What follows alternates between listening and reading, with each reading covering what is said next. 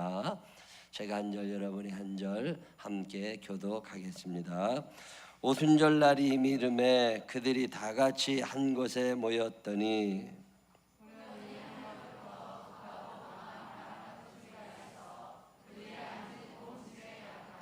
마치 불의 혀처럼 갈라지는 것들이 그들에게 보여 각 사람 위에 하나씩 임하여 있더니 그들이 다 성령의 충만함을 받고 성령이 말하게 하심을 따라 다른 언어들로 말하기를 시작하니라. 아멘. 이 시간에 선교회장님들 나오셔서 하나님 앞에 찬양하시겠습니다.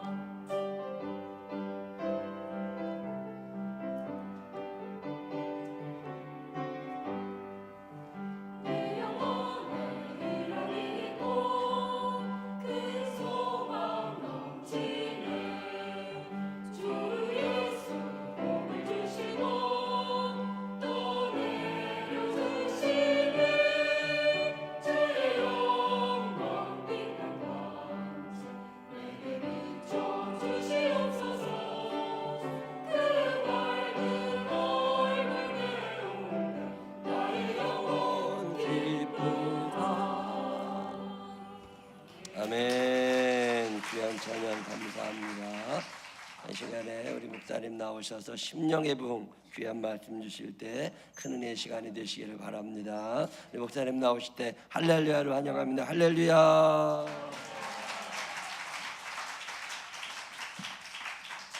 할렐루야. 기도하겠습니다. 드린 예물은 끝나는 시간에 제가 기도해 드리겠습니다. 하나님 아버지, 오늘 우리 성도님들이 진심으로 온 가족을 축복하면서 하나님의 복이 임하기를 사모하며 기둥되기 원하며 기도하면서 귀한 집회에 참여했습니다. 하나님, 오늘 이 밤에 응답이 있게 하시고 진정으로 하나님의 부흥을 경험하는 밤이 되게 하여 주시옵소서. 하나님, 가정이 부흥되게 하시고 개인의 부흥이 있게 하시고 교회의 부흥이 있게 하시고 지역의 부흥이 일어나게 하시고 교회를 통해서 나라가 부흥하게 하여 주시옵소서. 주의 영이 함께하기를 원하는 거룩한 밤이 되길 원합니다.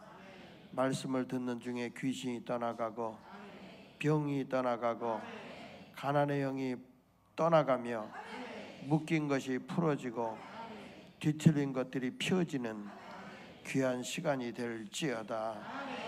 주님의 능력이 함께하기를 원합니다. 예수님의 이름으로 기도드립니다. 아멘. 할렐루야. 옆에 분하고 인사할까요? 참 잘하셨습니다. 응답 받으세요. 응답 받으세요. 이렇게 해야 돼. 할렐루야. 자, 뒤에 분하고도 한번 인사해 볼까요? 잘 오셨습니다.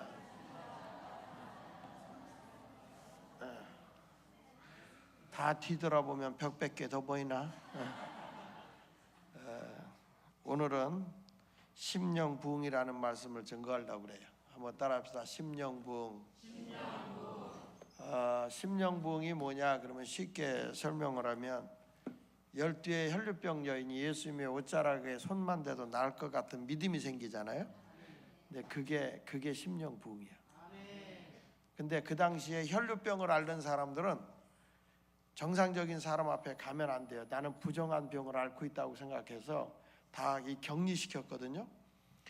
근데 이 여인은 예수님의 옷자락에 손만 대도 나을 것 같다는 믿음이 생기니까 그 제도와 그 환경을 뛰어넘어서 사람 사이를 뚫고 가서 예수님에게 가서 옷자락에 손을 딱 대는 순간에 혈류의 병이 났어요. 그때 예수님께서 누가 내 옷에 손을 댔느냐? 예수님 여기 밀리고 밀치고 한두 명이 손댔어요. 그거 말고 심령에서 막 끌어올라서 온 사람이 있다는 거예요. 열정을 가지고 온 사람이 있다는 거예요. 누구냐? 여인이 그 말을 듣고 무릎 꿇고 주여 내가 죄인입니다. 왜냐하면 부정된 여인이 정상적인 사람 보면 옷에다 손을 댄 게 부정된 거예요. 그러니까 내가 죄인입니다 라고 얘기하니까 예수님이 딸아 내 믿음이 너를 구원했다. 우리의 믿음에서부터 생겨나는 게 심령 부흥이란 말이야. 그래서 여러분들이 오늘 그런 역사가 있기를 축원합니다. 가나안 여인도 마찬가지야. 예수님에게 쫓아다니면서 막 우리 딸 좀 고쳐달라고 그러니까 들은 척도 안 해. 그러니까 제자들이 너무 그 열정 앞에 감동을 받아서 차라리 저 여인의 소원을 들어주죠. 내가 유대인을 위해서 왔지 이방인을 위해서 온 게 아니다. 내가 차라리 이방인을 위해서 줄 거면 개에게 주는 게 낫다. 이런 말을 딱 하는데 얼마나 인격적으로 모욕적인 말이에요. 근데 이 여인은 그런 거 간섭하지 않고 너무 여기서 불타는 소원이 있으니까 옳습니다. 개들도 주인의 상에서 떨어지는 부스러기를 먹으니 나에게 부스러기라도 주세요. 그러니까 예수님이 너무 그 말에 감동을 받아서 딸아 내 믿음이 크다. 내 믿음대로 될지어다. 하는 순간에 딸의 병이 낫잖아요. 나는 그 성경을 보면서 참 은혜를 받아요. 그게 뭐냐면 이 여인은 예수님이 개 취급하는데 개도 개 등급 있잖아. 그러니까 이 사람은 뭐란 거 아니? 들개도 아니고 똥개도 아니고 주인의 상에서 떨어지는 부스러기를 먹고 있는 개라면 애완견이요. 그러니까 나는 애완견이니까 주인에게 먹을 걸 주인을 통해서 먹을 걸 주세요. 요즘에 여러분 애완견이 얼마나 사랑받는지 알지? 사람보다 더 사랑받는 것 같아. 요즘에는 애완견 미용실도 있잖아. 애완견 호텔도 있어. 멀리 떠날 때 호텔에다 넣어놓는 거예요. 그리고 애완견 병원 저리 가라고 요즘에는요 애완견 죽으면 장례식도 치러줘. 추도식도 하는 거 알아요? 애완견 추도식도 해. 정말 그 전에 우리가 설교할 때 유럽에서 있었던 얘기만 우리가 설교했거든. 개 장례식 치르는 교회가 있다. 뭐 이런 거 흉보고 그랬는데 지금 우리나라가 그리야. 세상에 제 아들놈이 그 장가간 그 누구야 며느리네 그 장모가 남편을 이제 세상을 떠내보내고 외로우니까 개를 키웠나 봐. 개를 얼마나 사랑하는지. 그 개가 이제 나이가 들어 요단강을 갔어. 죽었어. 그런데 주기만 되면 딸들하고 간다네. 개 무덤을 거기를 가서 그냥 훌쩍거린대. 그런데 우리 아들 하는 얘기가 거기 가서 얼마나 자기는 뒤에서 웃기는지 모르는데 자기는 너무 웃긴다는 거예요. 개 죽었는데 저렇게 훌쩍거린대. 그 더 놀라운 거는 남편 그 모셔놓은 거기 가서는 안 운대. 참 기가 막히잖아요. 그러니까 요즘에는 남편보다 개가 더 귀한 시대야. 완전 개판이야. 근데 이 여인은 참 그 당시에 벌써 개들도 주인의 상에서 떨어지는 부스러기라도 먹습니다. 그 말은 사랑받는 개를 의미하는 것 같아요. 아니 이건 내가 생각하기에 그렇다는 거예요. 그 당시에 무슨 애완견이 있겠어. 그래도 주인의 상에서 떨어지는 부스러기를 먹는 개라면 주인과 가까운 관계에 있는 거 아니냐. 그거라도 달라. 예수님이 그 딸의 믿음이 너무 크다고 그래서 그 소원을 들어주는 거죠. 이게 뭐냐? 심령 부흥이거든. 나는 오늘 여러분들이 꼭 심령 부흥이 일어나기를 바라는데, 그게 뭐 갖고 싶다고 심령 부흥이 생겨나는 게 아니고 성령이 내 속에 임해야 된다는 거예요. 성령님이 내게 임해야 되는데, 구원은 예수 그리스도를 믿음으로써 은혜로 구원받잖아요. 우리가 첫날 얘기했잖아. 그런데 왜 성령을 받아야 되죠? 예수 믿고 구원받았으면 되잖아. 예수님의 제자들이 이미 구원받았어요. 베드로 같은 사람이 주는 그 살아계신 하나님의 아들이라 고백할 때 천국 열쇠도 줬잖아요. 에? 아니 누가복음 10장 이하에 보면 20절이냐 거기 보면 무슨 말이 나오냐면 이 70문도가 전도하고 막 돌아와서 귀신을 쫓아내고 능력을 행하고 돌아오니까 너무너무 좋은 거야. 그래서 막 귀신도 쫓겨나가고 병든 자도 낫고 그랬을 때 예수님이 뭐라고 그래요? 귀신이 쫓겨나는 거 기뻐하지 말고 너희 이름이 하나님 나라의 생명록에 기록된 것을 기뻐해라. 기록될 것이 아니라 기록된 것을 기뻐하라 그랬거든요. 그러니까 이 생명록에 하나님 나라에 내 이름이 기록돼서 이미 구원을 받았거든. 근데 그때는 어느 때냐면 성령 받기 전이에요. 근데 제자들도 이 사도행전에 나타나 있는 성령 받기 이전에 죽었으면 천국 갔어, 지옥 갔어요? 성령 받기 전에 죽었으면 천국 가, 지옥 가? 지옥 간다고? 천국 간다고? 지옥 간다고? 천국 간다고? 천국 가지요. 내가 첫날 얘기했잖아. 예수가 나의 허물과 죄를 위해서 죽었고 사흘 만에 부활한 사실만 믿어도 간다고 그랬잖아. 내가 행위가 잘못돼도 그 예수만 믿으면 가. 뭐를 못 받는 거야? 상과 복을 못 받는 거 못 받아서 그렇지. 영은 구원 받는다니까. 영은. 에? 그러니까 죄 짓고 살면 고달프지 그 대신에. 그러니까 이 제자들은 구원은 받았어. 근데 왜 성령을 받아야 돼요? 뭐라고? 방언하지 말고 크게 또렷하게. 왜 성령을 주시는 거냐면 사역을 위해서 주는 거예요. 성령은 따라합시다. 사역을 위해서. 그러니까 예수님도 사역을 시작할 때 요단강에서 세례를 받잖아요. 세례를 받을 때 성령이 비둘기같이 그 위에 강림하고 난 뒤부터 공생애가 시작되는 거예요. 그러니까 사도시대 때도 7 집사를 뽑잖아요. 사역을 맡기잖아요. 그 7 집사를 뽑을 때 우선순위가 뭐예요? 성령이 충만하고 지혜 있고 칭찬받는 이. 그러니까 사역을 위해서 성령을 주는 거예요. 일하라고 주는 거란 말이야. 일하라고요. 할렐루야. 그러니까 이 사도행전 2장에서도 왜 성령을 받아야 되느냐? 제자들이 복음 전도자가 돼야 된단 말이에요. 사도행전 1장 8절에 오직 성령이 너에게 임하시면 너희가 권능을 받고 예루살렘과 온 유대와 사마리아와 땅끝까지로 내 뭐가 되리라? 증인이 되리라. 증인이 되라가 아니야. 그냥 되어지는 거예요. 그 땅끝이 어디요? 땅끝. 땅끝까지는 내 증인이 되라. 근데 땅끝이 어디입니까? 해남이지. 해남. 그죠? 해남 가면 땅끝 마을 있잖아. 근데 땅끝은 어디냐 그러면 내가 지금 있는 자리가 나에겐 땅끝이야. 지금 여러분 있는 여기가 땅끝이고, 집에 가면 집의 땅끝이고, 내가 직장 가면 직장이 거기서 오늘의 나의 땅끝이야. 거기서 여러분이 뭐가 되어져야 돼? 증인이 되어져야 돼. 예수의 증인이 되어져야 된단 말이야. 역사적으로 보면 예루살렘에서부터 성령의 역사가 시작했으니까 땅끝이 어디냐면 돌아서 다시 예루살렘에까지 복음이 전파되어지는 게 땅끝인데, 지금 나에게 있어서 땅끝이 어디냐 그러면 내가 그날 머무르는, 바로 그 시간에 머무르는 자리가 나에게는 땅끝이란 말이에요. 거기서 예수의 증인이 돼야 할 줄로 믿습니다. 성령은 왜 준다고? 사역을 위해서. 근데 우리가 사역 그러면 오해하는 게 뭐냐면 교회 일만 사역인 줄 알아. 교회 일만. 근데 장로교회 창시자인 칼뱅이라고도 하고 칼빈이라고도 하죠. 칼빈은 이런 얘기를 했어요. 내적 구원은 예수 그리스도가 내 안에 거하는 것이고, 외적 구원은 하나님이 당신에게 주신 직업을 성공시키는 것이 외적 구원이다 그랬어요.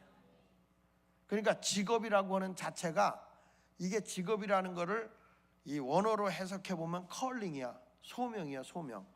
그러니까 그 직업, 내가 농사를 짓고 구멍가게를 하고 뭐 미용실을 하건 뭘 하든 그게 나의 소명의 자리인 거야. 그래서 거기서 제사장의 역할을 하면서 그 기업을 성공시키는 것이 그게 외적 구원이라는 거예요. 이거 망하면 뭐 딴 거 하면 되지 뭐. 이거는 네가 복음 1장 1절이고 하나님이 내게 주신 것을 반드시 성공시키는 게 그 외적 구원이다. 그 대표적인 사람이 누구냐면 우리 잘 아는 요셉 있잖아요. 요셉이 이제 바로 왕의 꿈을 해석을 해요. 7년 동안 풍년 들었다가 7년 흉년 들 거를 꿈을 해석하면서 제안을 하죠. 명철과 지혜 있는 자를 택해서, 이 명철이라고 하는 것은 뭐냐면 판단력과 추진력을 갖춘 자를 명철한 자라고 그래요. 한번 따라합시다. 판단력과 추진력. 그러니까 판단만 없고 추진력이 없으면 요걸 뭐라고 얘기냐면 주둥이만 살았다, 그렇게 얘기를 해요. 말만 한다는 거죠. 판단만 하고 행함이 없어. 근데 판단력이 없이 추진만 하면 이거 뭐냐? 무시기가 용감하다, 이렇게 되는 거예요. 그러니까 우리나라의 지도자 가운데 이 명철한 자가 누구냐? 이 명철한 자가 판단력과 추진력이 있었던 사람이 누구냐 그러면 역사적으로는 박정희 대통령인 거예요. 이게 박정희 대통령이 경제적인 문제에서는 말이죠, 우리나라에 앞으로 20세기 전에 뭐가 올 거냐? 마이카 시대가 올 거다. 그리고 그냥 그 고속도로 뚫고 포항 포항제철 만들었잖아요. 포스코. 그거 만들 때 야당에서 난리가 났어요. 우리나라에 뭐하는 제철소가 필요하냐? 차가 안 들여다 빚져가지고 바깥에서 철근 갖다 쓰면 되지. 근데 이분은 생각이 있었던 거예요. 만약에 그때 포항제철이 없었으면 대한민국의 자동차 산업도 일어날 수 없었고 조선 산업도 일어날 수 없었고, 그리고 이 나라의 건설업도 세계의 건설업이 될 수가 없었던 거죠. 그러니까 미래를 볼 수 있는 그런 눈이 있어야 된다는 거예요. 이게 지도자의 눈인 거예요. 지도자의 눈이. 그러니까 지도자의 눈이 어디 있느냐? 우린 몰라요. 그래서 저는 지금의 대통령이 남북 통일을 위해서 이렇게 애쓰는 것도 미래를 보기 위해서 하는 것이라고 저는 봐지지만, 그게 이제 그 자기 어떤 명예나 명성으로 가면 실패할 거라고요. 정말 백성을 위하고 하나님을 두려워하는 마음으로 해야지, 인기 영합주의로 국민을 속이는 거짓된 거면은 실패하게 돼 있어요. 정직하게 가야지. 근데 결국에는 그런 탁월한 지도자가 있고 과감하게 추진력을 하니까 나라를 이렇게 일으켜낸 거거든요. 이런 모습을 보면서 이 명철한 자, 명철하고 지혜 있는 자를 택해서 풍년 들었을 때 요셉이 해석까지 했잖아요. 20%씩 세금을 더 걷어라. 그래서 7년 흉년을 대비하는 것이 상책인 줄 알아요, 이렇게 꿈을 해석을 해요. 그때 창세기 41장 38절에 요셉이 이렇게 말합니다. 요셉을 보고 바로 왕이 우리가 어디서 이와 같이 하나님의 영에 감동된 사람을 얻겠느냐. 좀 띄워줄 수 있어요? 창세기 41장 38절. 우리가 어디서 이와 같이 하나님의 영에 감동된 사람을 얻겠느냐. 그러면서 내가 그대보다 높은 것은 보좌뿐이다. 그래놓고 그를 애굽의 총리로 세워요. 정말 대단한 거예요. 창세기 41장 38절. 네, 같이 한번 읽어보세요. 시작.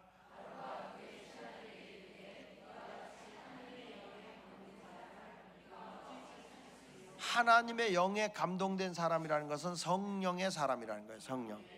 이게 성령의 사람은 어디서 얻을 수 있겠느냐? 그래가지고 그를 애굽의 총리로 세워요. 천만 다행히 청문회가 없었다는 거예요.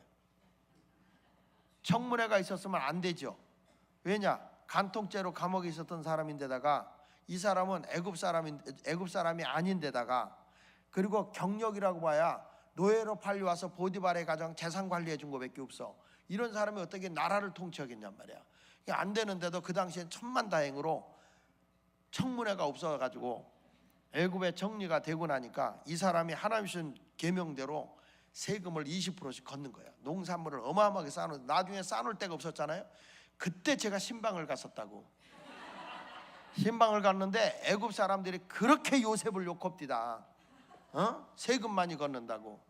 근데 7년이 딱 지나고 난 뒤에 창세기 47장부터 보면 이렇게 나옵니다. 백성들이 흉년이 드니까 양식 달라고 아우성이야. 그러니까 바로가 뭐라는 거 아니? 요셉한테 가서 달라고 그래라. 근데 요셉이 그걸 받는데 절대 공짜로 안 줍니다. 요셉은. 이걸 좀 우리나라 대통령이 배워야 돼. 요셉은 절대로 공짜로 안 줘. 다 팔았어. 다 팔고 주변에 있는 것까지 팔았어. 그래서 뭐를 늘렸느냐? 국고를 늘렸어. 국가의 돈이 빈 허당이 된 게 아니라 국고를 늘려가지고 요셉이 화폐 개혁을 합니다. 그래가지고 주변 국가를 다 경제로 다 휘어잡은 게 애굽이야. 그래서 여러분 에집트 문명이 그냥 나온 게 아니야. 이게 요셉이 그 경제권을 휘어잡아요. 그리고 나한테 백성들이 돈 떨어졌다고 아우성치니까 가축 갖고 와라. 지금 흉년 들었는데 너희들 가축 다 잡아먹으면 나중에 어떻게 되겠어? 일할래도 뭐가 안 되니까. 그리고 얼마나 고기 값은 올라가겠어요? 요셉이라는 사람이 고기를 가축을 다 사버려. 국가는 양식이 많으니까 그걸로다가 가축을 키우는 거죠. 그리고 백성들이 나중에는 가축도 떨어졌다. 7년 하는데 가축도 떨어졌다. 그러니까 뭐라고 하냐면 그들이 와서 스스로 하는 얘기야. 우리 땅도 사달라. 그리고 우리 몸뚱아리도 사주고 양식을 달라. 그래가지고 요셉이 전 국토를 다 사버려. 가지고 이걸 가지고 뭘 만드냐면 국토법을 만들어요. 국토법을 만들어가지고 다 나라 걸로다가 땅을 소유하고 난 뒤에 어떤 일이 벌어지냐면은 흉년이 끝나는 거예요. 흉년이 딱 끝나. 그러니까 요셉이 땅을 샀던 사람들에게 그 땅을 다 돌려줘. 다 돌려주는데 이 땅은 이미 국가 땅이야. 다 돌려주면서 뭐라고 하니? 너희가 여기서 농사를 짓고 사는데 세금만 20% 내고 80%는 너희가 먹고 살아라. 그래서 전 국민을 골고루 잘 살게 한 사람이 요셉이에요. 그게 창세기 47장에 나오는 말씀이야. 요셉이라는 사람이 그냥 뭐 얼렁뚱땅 적당히 한 사람이 아닙니다. 그러니까 경제권을 휘어잡고 그리고 전 백성을 골고루 잘 살게 했던 사람이 요셉이에요. 내가 왜 이 얘기를 하냐면 성령의 사람 한 사람이 나라를 살리는 거예요. 그러니까 우리가 성령 받으면 막 난리치고 버거지치는 게 성령 충만인 줄 착각하지 말어. 아이고 성령만 옆에 두고 오지도 못해. 은혜 받아봐. 나 같은 잡놈이 용서 안 받아서 막 그래가지고 주야 짜짜짜짜짜. 여러분 성령은 그런 게 아니야. 그 성령의 현상적인 거지만 성령은 우리의 사역을 정말 이 성취해 나도록 하는 게 성령의 역사지, 성령이라는 게 그냥 앉아갖고 후다닥 하는 게 성령의 역사가 아닌 거예요. 우리가 잘 아는 다윗 있잖아요. 다윗도 사무엘상 16장 13절 한번 좀 찾아보세요. 사무엘상 16장 13절에 보면 다윗이 그 사무엘 선지자를 통해서 하나님의 택함을 받잖아요. 그래서 기름불을 그의 취해서 볼 때 성령의 충만함이 그에게 임했다는 거예요. 자, 같이 한번 읽어볼까요? 시작.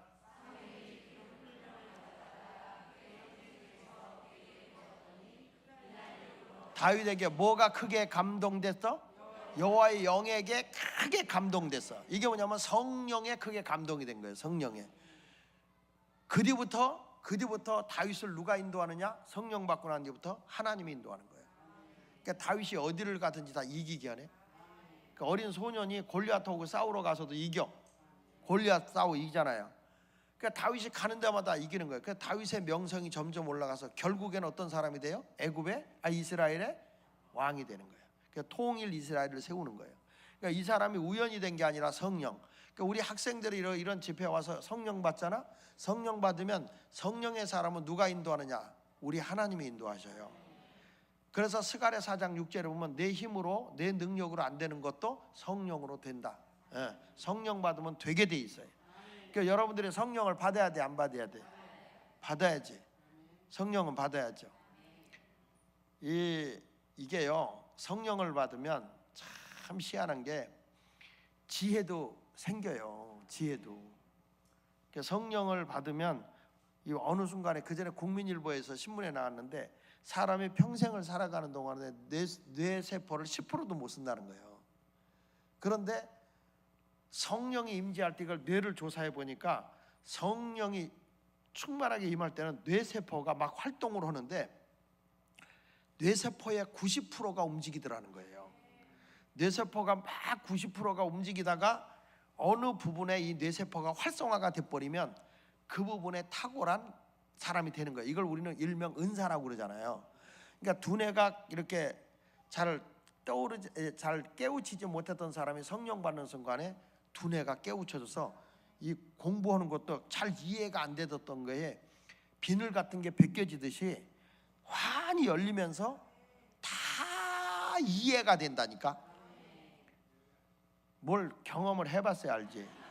제가 중학교 1학년 2학기 때 겨울방학 때 우리 교회 인천 상곡감리교에서 부흥회할 때 강다리 목사님이 와서 부흥회를 했어요.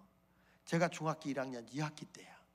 근데 그 강다리 목사님이 부흥회를 할 때 그때 강다리 목사가 30대야 30대 초반인데 불덩어리지 불덩어리. 그때 내가 성령을 받아요. 성령을 받고 났는데 그때만 해도 공부를 중간에서 늘 이리 갈까 저리 갈까 차례 돌아갈까 그랬어요. 그런데 제가 성령 받고 나서 이제 딱 학교에 올라갔죠. 올라가서 2학년 1학기에 뭐 수학 공부 물론 하고 갔죠. 근데 공식 같은 거 외우고 가서 이렇게 했어요. 근데 문제가 뭐 이해가 돼서 푼 게 아니라 그냥 외우고 가서 푸는 거예요. 근데 어느 순간에 시험을 보는데 갑자기 시험 문제가요. 난 그거 처음 경험해서 난 지금도 그게 너무 생생해. 시험 문제가 갑자기 환히 밝아져. 그리고 다 알겠어. 시험 문제가 다 알겠어. 가지고 수학을 풀었어요. 100점 맞았거든. 그때 우리 수학 선생님이 이찬복 선생이야. 난 잊지도 못해. 갑자기 내가 수학 점수가 100점이 올라갔잖아요. 뭐랬는지 알아? 너 컨닝했지? 하도 기가 차서 내가 그랬어. 선생님 우리 반에서 100점짜리 나 하나요. 나 하나요. 근데 어떻게 컨닝을 했다고 그러냐. 그럼 네가 어떻게 100점을 맞았어? 이러는 거예요. 맞아본 적이 없으니까 매만 맞았지 100점을 맞아본 적이 없는 거예요. 그러니까 했냐 그런데 그래서 내가 그랬어. 그 선생님한테 내가 은혜를 받았다. 강다리 목사 부흥회. 근데 갑자기 환해지면서 이해가 되더라. 그래서 내가 100점 맞았다. 근데 그 선생님이 나는 교회 다니는 걸 몰랐어. 집사요. 그분이. 근데 아무 말 안 해. 그 뒤부터. 그런데 세월이 흘러서 인천에 있는 그 영광교회라고 성결교회야. 거기 가서 집회를 하면서 내가 그 이찬복 선생님 얘기를 했네. 이랬다고. 날 그새 100점을 받았는데 이랬다고 했더니 끝나고 났더니 거기 목사님이 그분이 우리 교회 집사였다고. 그분이 우리 교회 집사. 그럼 지금 어디 갔냐 했더니 학교 선생 그만두고 목사 안수를 받아가지고 장로교회 목사가 됐다는 거야. 그래서 지금 개척교회를 하고 있대. 그래서 나 그 선생님 보고 싶다고. 그랬더니 왔어. 연락을 해가지고 오셨어요. 그러니까 이게 내 선생님인데 목사는 내 후배요. 제가 그분을 산 증인이죠. 산 증인. 그러니까 하나님이 여러분 이게 아이들이 은혜 받잖아. 두뇌도 바뀌어. 이게 은사적인 것만 나타나는 게 아니라 두뇌도. 저희 교회 같은 경우는 이 평신도 사역을 한다고 그랬잖아요. 화요일날 되면 평신도들이 화요 치유 집회래요. 우리 교회는 예언의 은사 받은 사람이 한 30여 명이 되고 그 다음에 치유 집회하는 사람들이 꽤 많아요. 그래가지고 많은 사람이 외부에서도 많이 와요. 외국에서 소문 듣고 오고 그래요. 그러니까 목사가 내가 할 게 없어. 누가 아프다 그러면 그 사람들이 다 하니까 나는 그냥 이렇게 웃는 게 좋은 것 같아. 그러니까 뭐 목사가 있으나 없으나 교회는 그냥 뒹글뒹글 굴러 다녀요. 누가 이렇게 좀 정신 질환자가 오면은 내가 그러지. 장로님 일 감았다? 그래요. 그러면은 아멘 그러고 그분이 알아서 다 해요. 그러니까 이런 뭐냐면 은사를 받으면 사역을 하게 돼 있어요. 할렐루야.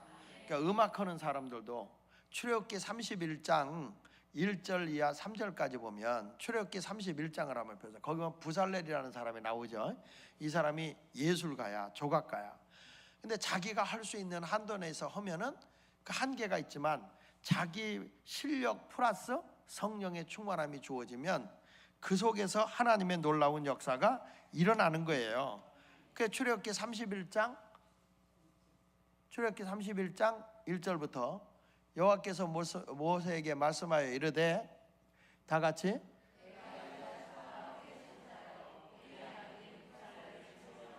3절 보면은, 자, 그에게 하나님의 영을 그에게 뭐 했다고? 충만하게 주어서 지혜와 총명과 지식과 여러 가지 재주로, 4절을 또 한번 보세요. 정교한 일을. 그러니까 여러분 여기 보면 내가 할 수 있는 예술적 작품을 하면 그게 내 실력이에요. 근데 거기에 플러스 하나님의 능력이 가미되는 게 성령의 역사야. 그러면 예술적 작품이 나오는 거죠. 여긴 뭐 젊은 분들이 많으니까 내가 얘기하면 레오나르도 다빈치 아시잖아요. 그 레오나르도 다빈치의 그림 가운데 완성된 그림보다 미완성된 그림이 훨씬 많습니다. 그러면 그 레오나르도 다빈치가 미완성된 그림이 많은 이유가 왜 그러냐면, 그가 그림을 그려놓고 마무리 질 때는 반드시 기도하고 하나님의 영감을 받아서 그려요. 근데 그래서 미완성한 게 많은데, 그가 그린 그림 가운데 유명한 그림이 뭐예요? 모나리자죠. 모나리자가 왜 유명하냐면, 뭐 인중에서부터 요 각이 다 일정하고 다 그렇다고 하지만은 그보다도 더 중요한 거는 그가 마지막에 하나님의 영감을 받아 그린 게 눈입니다. 눈. 그래서 이 모나리자의 눈은 어디서 보더라도 나하고 정면으로 마주 보는 것 같고요, 그 모나리자의 눈을, 그림을 이렇게 보면서 내가 가면은 그 그림이 날 쫓아오는 것 같아. 그래서 모나리자의 눈은 살아있는 눈이라 해서 그게 유명한 거예요. 그게 몰라도 아는 척 해야 유식한 거예요. 근데 하나님의 영의 감동을 받으면 그런 거죠. 또 여러분 잘 아는 핸델이라고 하는 사람이 메시아라는 곡을 쓰잖아요. 메시아라는 곡을 내가지고 그 곡을 가지고 연주하려고 할 때 너무 그 당시에 그 고전 음악을 하는 사람들이 볼 때는 너무 자유분방한 음악이다. 그래가지고 못하게, 연주회를 못하게 해요. 이때 이 핸델이라는 사람이 너무 실망을 해가지고 하나님 앞에 울며 기도를 해요. 그때 친구가 찾아갔어. 위로하러 찾아갔는데 핸델이 기도하다가 영안이 열려서 천국을 보는 거예요. 천국을 보는데 보니까 천군 천사들이 하나님의 보좌에서 찬양을 하는 거예요. 그걸 보고 그가 깨어나가지고 작곡한 곡이 뭐냐면 할렐루야예요. 할렐루야. 그래서 이 핸델의 메시아 가운데 가장 유명한 곡이 할렐루야인데, 할렐루야 할렐루야 할렐루야 할렐루야. 그 당시에 황제도 일어났다고 그러잖아요. 황제도 벌떡 일어났다고 그러잖아. 그만큼 성령의 역사로 최고의 작품이 만드는, 그러니까 예술하는 사람도 내가 할 수 있는 실력으로 하면 그냥 그 실력이 되지만, 플러스 성령의 역사하면 영적인 예술가가 되는 거예요. 믿으시기 바랍니다. 그래서 그 전에 책을 읽다 보니까 이런 얘기가 나오더라고요. 내가 이 올겐 반주하는데 그냥 반주하잖아요. 그러면 소리예요. 이 소리를 쳐도 그냥 치면 그냥 소리예요. 근데 성령이 충만해가지고 이걸 치잖아. 그러면 이게 어떠냐면 성령이 역사하면서 사람의 심금을 울려. 그 소리를 뭐라고 얘기냐면, 성령에 의해서 내가 악기를 치는데 똑같은 악기 소리인데 그 소리가 어떻게 들리냐면, 한번 따라해보세요. 영파음. 예, 영적인 소리가 되어버려 이게. 그래서 사람의 심금을 울려버리고 사람들이 그냥 이 악기를 연주하는 사람들의 그 연주 소리에 감동을 받아버려. 근데 이게 영파음이 되지 않고 일반 소리가 되고 조금 소리만 크면 시끄럽고 귀 아프고 짜증나고 그래요. 그래서 이 악기 하는 사람들도 그냥 내가 기술이 있다 이렇게 하지 말고 성령이 충만해 가지고 오면 그 소리가 영파음이 된다는 거죠. 그러니까 여러분 사역을 하려도 뭘 받고 해야 된다고? 성령 받고 해야 돼. 그러니까 내가 직업에 어디를 가더라도 성경에 그런 내용이 다 많죠. 여러분 삼손이 힘이 어디서 나왔지? 응? 머리카락. 그러면 왜 지금 여자들은 능력이 안 나오냐? 머리카락에서 능력이 나온다면? 절대 그게 아니에요. 자, 성경을 좀 찾아주세요. 사사기 14장 6절에 보면 삼손의 힘이 머리카락에서 나온 게 아닙니다. 여러분 만약에 머리카락에서 능력이 나온다면 머리가 없는 사람은 능력이 없어? 근데 엘리사는 대머리라도 능력만 많았잖아. 근데 여기 보세요. 삼손의 힘이 어디서 나온다고 해서 사사기 14장 6절. 사사기 14장 6절 시작. 아니 사사기 14장 6절. 사사기 14장 6절. 사사기. 시작. 여호와의 영이 그 사자를 염소 새끼 입 찢듯이 찢었다. 자, 삼손의 힘이 어디서 왔다고? 그러니까 성령으로 온 거예요. 성령으로. 어디 머리카락에서 왔다는 얘기가 어디 있어? 또 사사기 15장 한번 좀 찾아주세요. 사사기 15장 14절에도 보면, 사사기 15장 14절에도 보면 이 삼손이 줄로 꽁꽁 묶여 있었잖아요. 그 들릴라가 묶어놨었잖아요. 자, 보세요. 시작. 블레셋 사람들이 그에게 마주 나가면 소리 지를 때에 뭐가? 여호와의 영이 삼손에게 갑자기 임했다는 거예요. 성령이 그에게 임함에 그의 팔 위에 밧줄이 불탄 삼가. 이게 뭐냐? 불탄 삼 같은 게 재같이 그 말이에요. 이게 재같이 후룩 그 결박된 것이 손에서 떨어져 나갔다.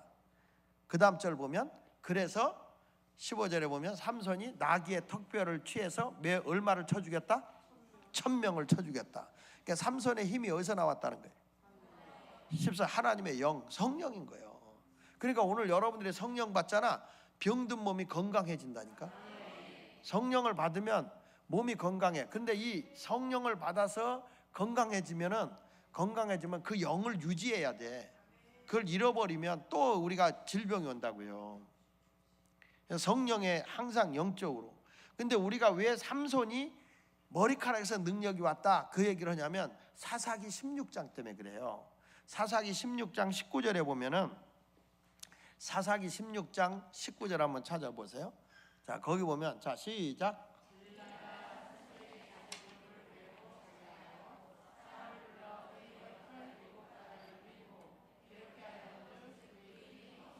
그의 힘이 없어졌죠? 뭘 했더니? 근데 이걸 잘 들어야 돼. 이 삼손이라는 사람은 나시린이에요. 나시린은 하나님께 성별된 사람, 거룩한 사람이에요. 그 거룩한 사람으로 구별되는 게 뭐냐면, 그거 이제 조금 이따 20절 찾을 거니까 찾아놓고 있어요. 뭐가 있냐면 머리카락을 기르는 거예요. 이게 뭐냐면 성별된 거예요. 그래서 머리카락에 손을 안 대, 나시린은. 그러니까 삼손이라는 사람이 머리카락을 그대로 길렀다는 걸 뭘 의미하는 거냐면 거룩함을 의지하는 거예요. 거룩함을. 근데 삼손에게 머리카락 7가닥이 잘렸잖아요. 그걸 뭘 잃어버린 거냐면 거룩함을 잃어버린 거예요. 거룩함을 잃어버리면 하나님의 영이 내 속에 있을 수가 없어. 그래서 떠나는 거예요. 그래서 20절에 이렇게 말하는 거예요. 20절에. 자, 시작.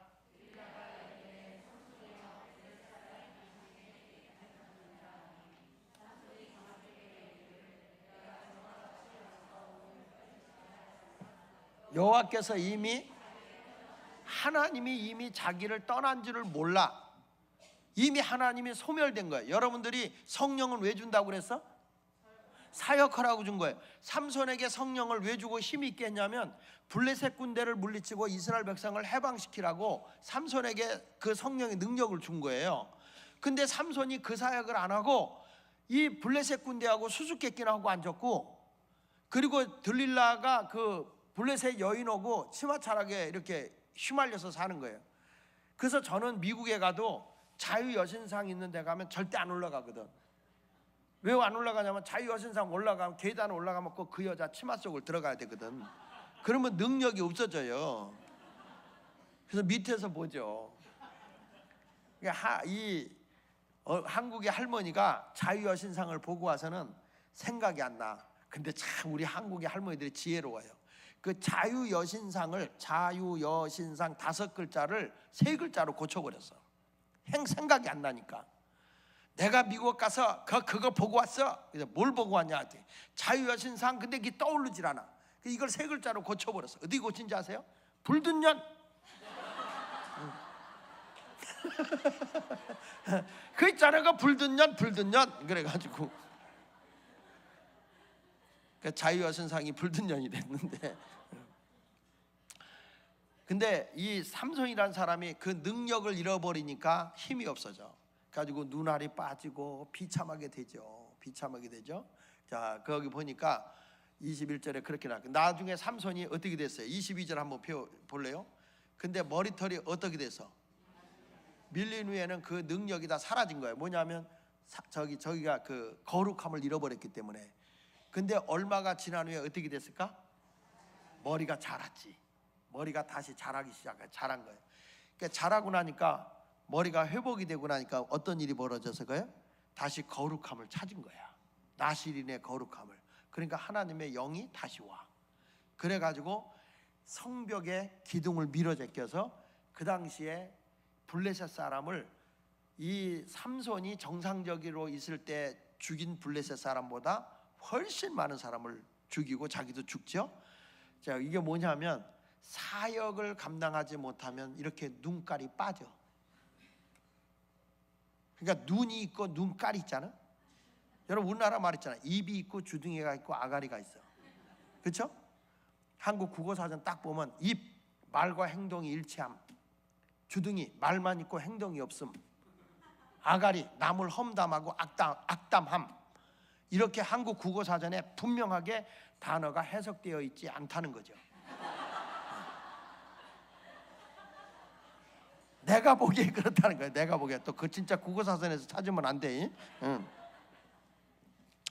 자, 그래서 이 성령이라는 것은, 성령님은 이렇게 우리에게 힘을 주고 능력을 줘서 충분한 사역을 하게 하는 게 성령이지, 그냥 성령이라는 게 나 은혜 받고 그냥 사바사바 하는 게 아니에요. 그래서 여러분들이 일터에 가도, 공부를 하러 가도, 사업을 하러 가도 뭐 받고 가야 된다? 성령 받고 가야 돼. 성령 받으면 여러분이 그 분야에 탁월한 사람이 되는 거예요. 가정주부들도 뭐냐? 성령 받고 가정주부 해봐. 내가 밥 해주는 거 먹고 온 가족이 건강하지. 할렐루야. 그런 삶을 살아가기를 원하면 아멘. 그런 의미로 찬송 한 장 할까요? 우리 197장 한 장 합시다. 은혜가 풍성한 하나님, 우리 한번 할까요?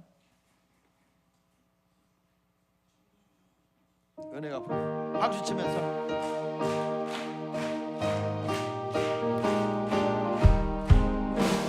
은혜가 풍성한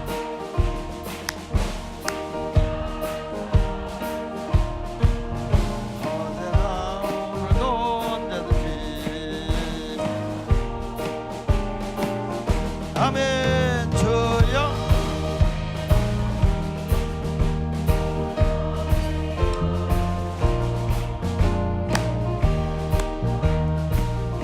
할렐루야.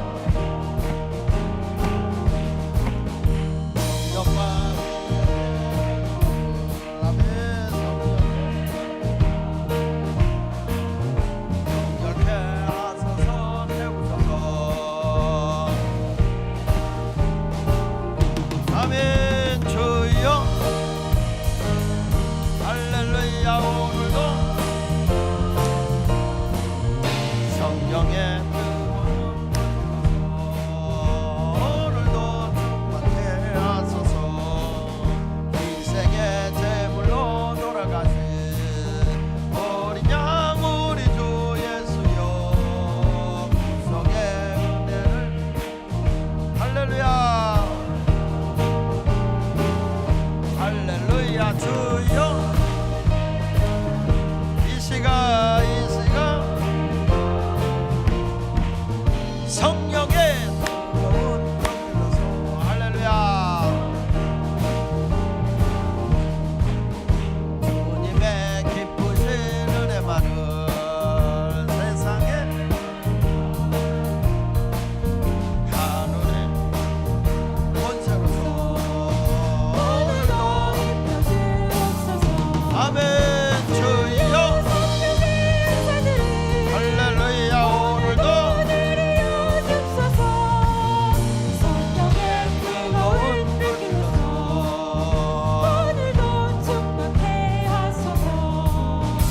할렐루야. 할렐루야. 자, 옆 사람과 악수하면서 성령 꼭 받읍시다. 할렐루야. 여러분들도 사역을 위해서 성령 받아야 되는 거야. 그래서 미국에서 목사들에게 제일 쌍욕이 뭔지 아세요? 성령 받지 말고 목회해라. 성령 받지 말고 목회하라는 게 제일 큰 욕이에요. 여러분들도 공부하더라도 사업을 하더라도 뭐 하더라도 성령 받고 하면 절대 내 힘으로 안 되는 것도 성령으로 되어지기 때문에 실패할 수가 없는 거예요. 성령을 꼭 받으시기 바랍니다. 그래서 이 성령은요, 인격의 신이에요. 인격의 신이기 때문에 아무한테 주는 게 아니라 사모하는 거예요. 나 성령 받기 원한다. 성령님 내게 오세요. 하나님의 영이 내게 오게 해주세요. 내게 오세요. 이렇게 사모하면 성령이 옵니다. 근데 성령은 사모하지 않는데 오질 않아요. 이 귀신은 사모하지 않아도 기어들어가 이거는. 근데 성령님은 사모해야만 임재하는 거예요. 그러니까 예수님도 제자들에게 너희가 성령이 임할 때까지, 몇 날이 못돼야 성령으로 세례를 받을 것이니까 성령이 너에게 임할 때까지 예루살렘을 떠나지 말고 사모하라는 거예요. 그래서 이 초대교회의 성도들이 2장 1절에 오순절 날이 이미 이름에 그들이 다 같이 한 곳에 모였었다. 모여서 뭐 한 거예요? 사치기 사잡본 거예요? 그들이 모여서 뭐 하는 거예요? 기도하는 거예요. 120문도가 모여서 성령을 사모하면서 기도하는 거예요. 그리고 2절에 호련히 하늘로부터 급하고 강한 바람 같은 소리가 있어 그들이 앉은 온 집에 가득했다. 기도하는 사람들에게 성령이 가득히 임했다. 그런데 3절에 보면 마치 불의 혀처럼 갈라지는 것들이 그들에게 보여 각 사람이 하나씩 임하였다니까 성령이 다 임하는데 각 사람에게 성령이 임하는 게 달라요. 각 사람에게.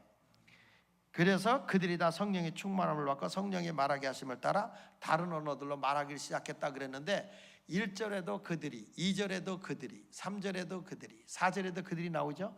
이게 뭐냐면 성령의 역사는요 공개적입니다. 성령의 임재는 공개적으로 임하는 거지. 이런 분이 있어요. 야, 어디 가면 용한 사람 있다. 목사님 이거 싫어하니까 우리 조용히 가자고 이렇게 가요. 이게 벌써 거짓령인 거예요. 성령은 그렇게 임하지 않아. 공개적으로 임하는 거예요.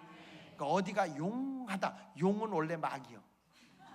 그러니까 그런 데 가면 안 돼. 그런 데 가 쫓아다니지 마라. 성령은 이렇게 공개적인 데서 임하면서 각 사람에게 임하는 거지. 어느 무당이 신내림 오듯이. 무당은 신내림이 1대1로 하거든요. 그 신내림이. 그래서 함부로 잘못된 데 가서 기도받고 미쳐갖고 오는 사람이 많은 거야. 성령은 그렇게 1대1로 내리는 게 아니야. 성령은 각 사람에게. 그러니까 목사가 능력 있다, 어느 목사 있다 개인적으로 보자 그러면 절대 가지 마. 목사도 그런 게 있어. 묵사발이 있어. 그러니까 자꾸 개인적으로 이렇게 만나고 뭐 이건 잘하는 게 아니에요. 그리고 우리 목사님이 최고인 거예요. 부흥회하는 사람 어떤 은혜 받잖아. 저 목사 있는 사람 얼마나 재밌고 좋을까. 여러분 이미자가요 어딜 가도 히트곡 갖고 가는 거예요. 날마다 신곡 발표하는 거 아니라니까. 잘하는 것 같고. 나도 동백 아가씨 얼마나 듣는데 나도 외운다니까. 그래도 그게 나오면 좋잖아요. 그렇죠? 내가 얼마나 똑같은 설교를 여러 번 했으면 여러분 알다시피 원고도 안 갖고 돌아다니겠어. 그러니까 우리 어디 가서 맛있는 거 먹어도 집밥이 제일 맛있는 거야.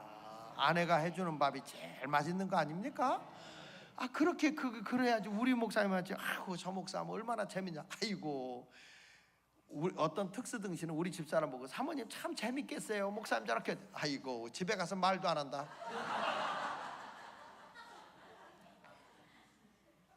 그러니까 우리 목사님이 제일이고 우리 집이 제일 좋은 거지. 남의 집이 뭐 그리워해. 사랑 있고 단칸방에 살아도 우리 집이 제일 좋은겨. 어디 가서 뭐 가출 오면 행복할 것 같아? 청소년들이요? 나가봐라 혀 빠지게 고생한다. 그러니까 이게 참 집이 편안한 거 좋잖아. 우리 교회가 좋은 거야. 우리 목사님이 제일 좋은 거고 늘 듣는 설교. 근데 교인들이 희한한 거는요 말씀은 잃어버려도 꼭 예화는 기억한다. 자, 그래서 오늘 저는 여러분들이 성령을 충만함이 받기를 원하는데 성령님이 하는 본질적인 것을 여러분이 알아야 돼요. 성령의 본질은 성령은 진리의 영이기 때문에 말씀 가운데로 우리를 인도해요. 그래서 성령 충만을 얘기하면 곧 말씀 충만입니다. 그래서 성령이 하는 본질이 뭐냐 그러면 요한복음 14장, 15장, 16장에 나오는 거예요. 그러니까 성령이 하는 본질은 요한복음 14장에 보면 16절 이하에 이렇게 말하잖아요. 보혜사를 너희에게 주사 영원토록 너희와 함께 있게 하시니 그는 진리의 영이다. 그러니까 성령은 언제나 진리 가운데 우리를 인도하는 거예요. 그래서 성령이 오면 주님이 하신 말씀이 생각나게 하고 떠오르게 하세요. 그리고 15장 26절에 가서 보면 진리의 성령이 오실 때 그가 예수를 증언하게 된다. 그러니까 항상 이 성령님은 예수를 전하면서 말씀 안에 거하게 하는 게 성령이에요. 그래서 성령은 요한복음 16장 13절에도 보면 진리의 성령이 오시면 그가 너희를 모든 진리 가운데로 인도한다. 그러니까 성령은 원래 진리의 영이다. 믿습니까? 그러니까 여러분, 그래서 성령 충만을 다시 말하면 말씀 충만이야. 바울이 감옥에 갇혀 있을 때 두기고편에 두 군데로 편지를 보내요. 하나는 에베소 교회로 보내고 하나는 골로새 교회로 보내요. 그래서 에베소서하고 골로새서를 바울이 서신으로 보낸 거예요. 그러니까 에베소 교회하고 골로새 교회하고 동시에 써서 보냈기 때문에 그 내용이 에베소서하고 골로새서는 너무 내용이 같아요. 그래서 요 에베소서와 골로새서를 뭐라고 신학자들이 표현하냐면 쌍둥이 서신이라고 그래. 쌍둥이 서신. 그러니까 내용이 너무 같다. 근데 특이한 게 있어요. 에베소서 5장 18절 19절 좀 찾아주실래요? 에베소서 5장 18절로 19절에 보면 술 취하지 말라, 이는 방탕한 것이다. 그러면서 성령의 충만함을 받으라 이렇게 말해요. 에? 그러니까 이 성령 충만을 받으라 그래 놓고 19절에 가서는 이렇게 말합니다. 시와 찬송과 신령한 노래들로 서로 화답하며 너희 마음으로 주께 노래하며 찬송하며 20절에 범사에 우리 주 예수 그리스도의 이름으로 항상 아버지 하나님께 감사하며 21절 그리스도를 경외함으로 피차 복종하라. 그러면서 22절에 보면 아내들이여 자기 남편에게 복종하여 주께 이렇게 쭉 나오거든요. 근데 이 에베소 5장 18절에 성령의 충만함을 받아라 그러면서 찬송과 신령한 노래들로 시와 찬송과 신령한 노래로 서로 화답하며 하나님께 찬송하고 복종하라 이렇게 나오는데 이게 골로새서에 가서는 달라지는 거예요. 똑같은 내용인데 어떻게 달라지느냐? 골로새서 3장 16절을 좀 찾아주시면 골로새서 3장 16절에 가서는 성령 충만함을 받으라 라는 말 대신에 어떻게 바뀌냐면 자 시작 그리스도의 말씀이 너희 속에 풍성히 거하여 자 성령 충만이라는 대신에 그리스도의 말씀이 너희 속에 풍성히 거하여 그 다음 뭐래? 모든 지혜로 피차 가르치며 권면하시고 여기까지가 성령 충만 대신하는 그렇게 써요. 그 다음에 뭐라고 나와? 시와 찬송과 신령한 노래를 부르며 감사하는 마음으로 하나님을 찬양하고 17절에 또 무엇하든지 말이나 이나 다 주의 이름으로 말하고 그를 힘입어 하나님 아버지께 감사하라. 그리고 18절에 보면 그러니까 내용이 똑같아요. 똑같은데 뭐만 달라지냐면 성령 충만함을 받으라는 대신에 그리스도의 말씀이 풍성히 너희에게 거하여 이렇게 말하는 거예요. 피차 가르치고 권면해라 이렇게 말씀하는 거예요. 그래서 성령 충만이 뭐냐? 그러면 말씀에 충만하는 거예요. 그러니까 여러분들이 여기 와서 저도 은사 집회도 많이 하고 이런 치유 집회도 많이 합니다만은 지금 이제 이 교회 와서 제가 말씀 중심으로 많이 가리키는 이유 중에 하나가 막 찬송하고 뜨겁게 하고 성령 충만 많이 하잖아요. 들고 뛰어 막 여기서 뭐가 그때 받은 것 같아. 그런데 말씀으로 채워지지 않으면 마음이 허해 공허해요. 그리고 오래 못 가. 근데 이렇게 말씀으로 잘 다져놓으면 뭔지 모르게 마음이 기쁘고 마음이 너무 기쁘고 막 이렇게 왁작지껄하진 않았는데도 그냥 흐뭇하고 행복하고 기쁘고 나만 그래? 진짜 그래. 그리고 나서 집회가 끝난 뒤에 보면 교인들의 가정이 살아나. 교회가 뒤가 꾸준히 이렇게 살아나는 거예요.